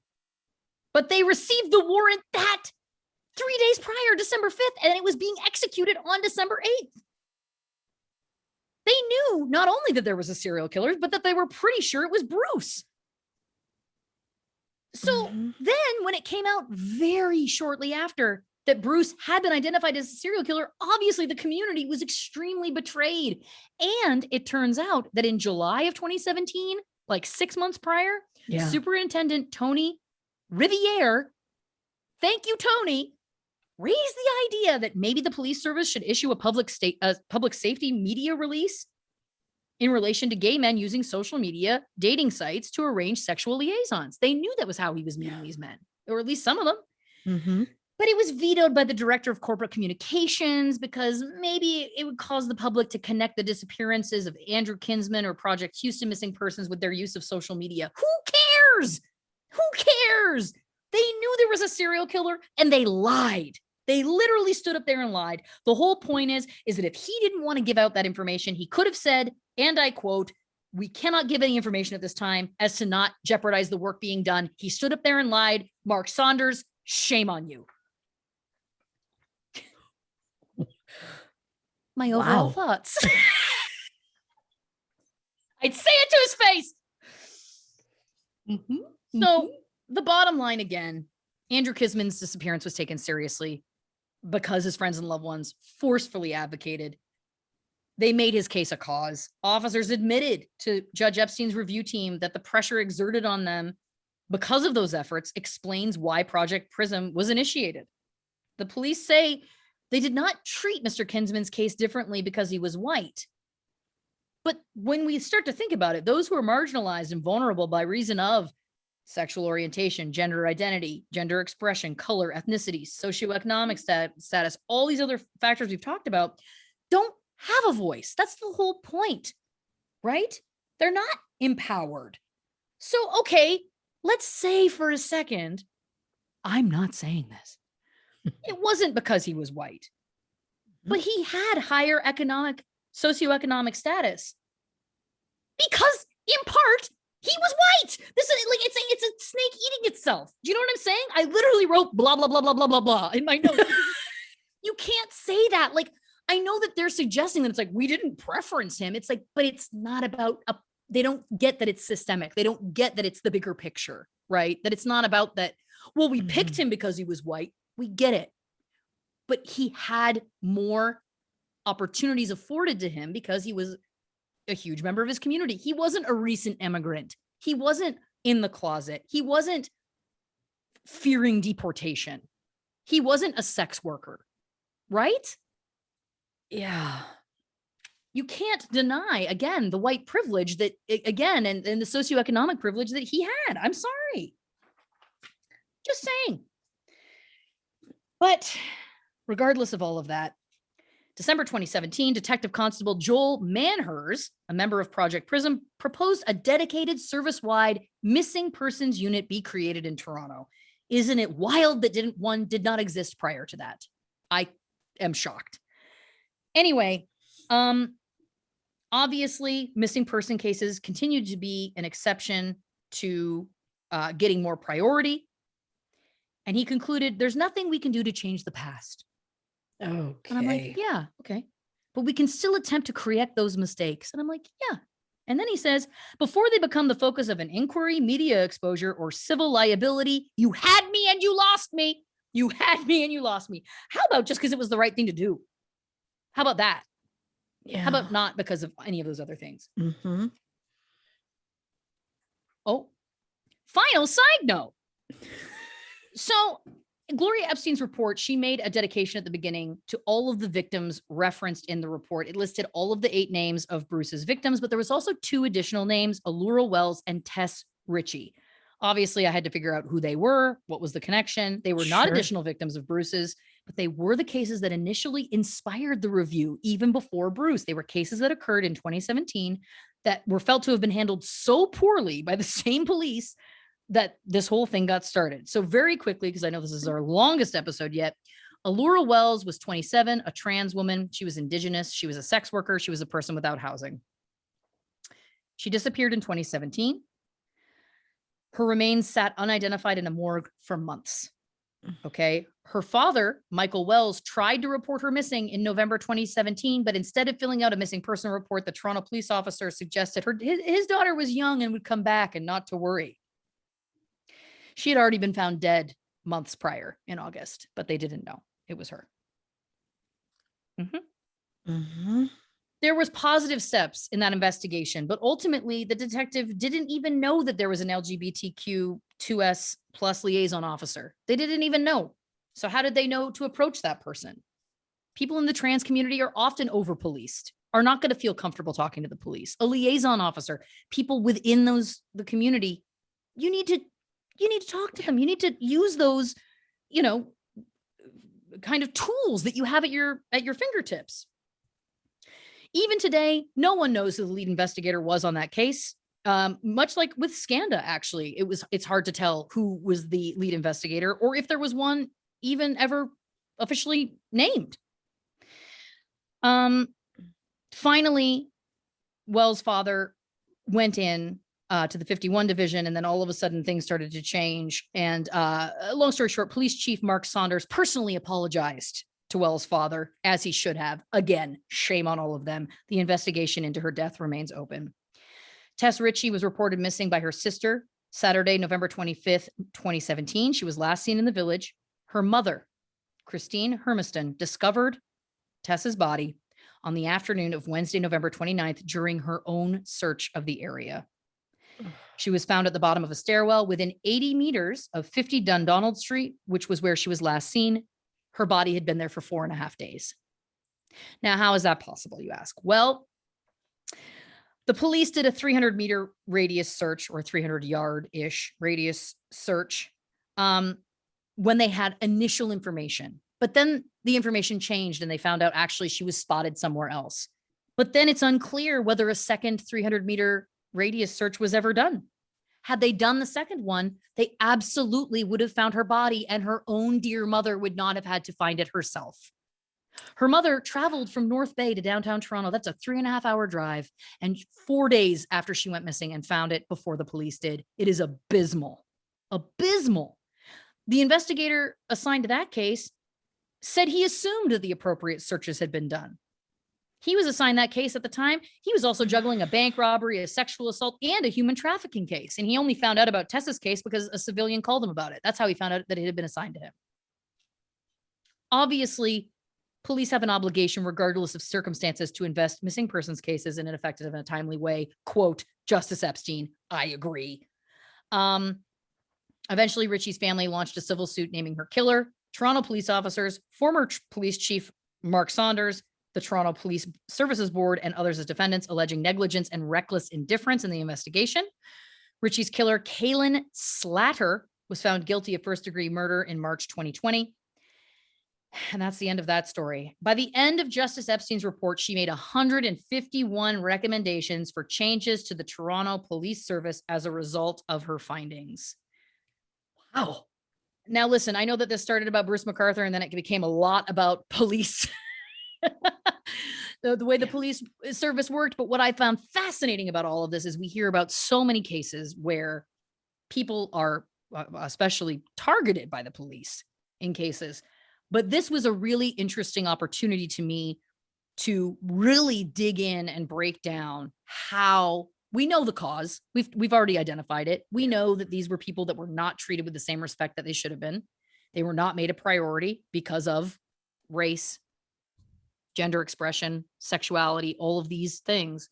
Yeah. But how does it fall apart? And I just found it fascinating to be able to literally read, here are all the ways it fell apart. And here is how this serial killer was able to continue to kill for 8 years, undeterred, technically 7 years, undeterred, even though he was brought in or turned himself into the police twice in that time. I mean, other little details very quickly, he should never have been his son in 2014. Todd, he never should have been living with Bruce. Bruce had an assault charge. That takes you off the list of being able to be one of those guardians. There's so many places that the system truly, truly failed these victims, that community, and all of us. And with that, that was my presentation on Bruce McArthur. Well, my God. Lauren Ash, thank you for your research and your passion. I don't think the passion has come out quite as much as this one did. Really, it tapped into something. It awakened something for sure. This month is destroying us. in a way we I weren't expecting. sprayed color in my hair because I'm gray. I'm 4 inches of gray. And yesterday I was not. Like, I feel, yes, we're taking 8 years off of our lives and for the best cause. I just want you to know that I won't be sleeping tonight, but yet couldn't be prouder. Couldn't be Thanks. prouder. I mean, whew, folks, we've gone long. We've gone long. I mean, Lord knows we could talk about these things forever, but we went very long. We did. It's my fault. And well, it's your fault because you're a damn good researcher. Less. So go with that. Remember, folks, if 3 hours a week is not enough for you of these two buffoons, check us out on patreon.com/true crime and cocktails. We got fun bonus episodes. We got episode polls. We do a live Q&A once a month. Check it out. Make sure you go onto our socials. Give us a follow. You can find us at True Crime and Cocktails on Instagram, Facebook, and YouTube, or on Twitter at Not Detectives. And if you are interested in one of these gorgeous True Crime and Cocktails Pride-themed t-shirts, you can find that and so much more on our beautiful Pride. I don't know why I said Pride again. It's because we're running late and I'm trying to keep it going. So much more of our beautiful merch store, truecrimeandcocktails.com/merch or truecrewmerch.com. And remember, the shirts for Pride are only being sold in the month of June, and that 50% of those shirts, the proceeds will be going to the Trevor Project. And if you want to try your luck at winning one of these exclusive shirts, head over to truecrimeandcocktails.com/contest for your chance to enter. The contest closes June 19th at 11:59 p.m. Pacific time. You've got a few more days. Check it out.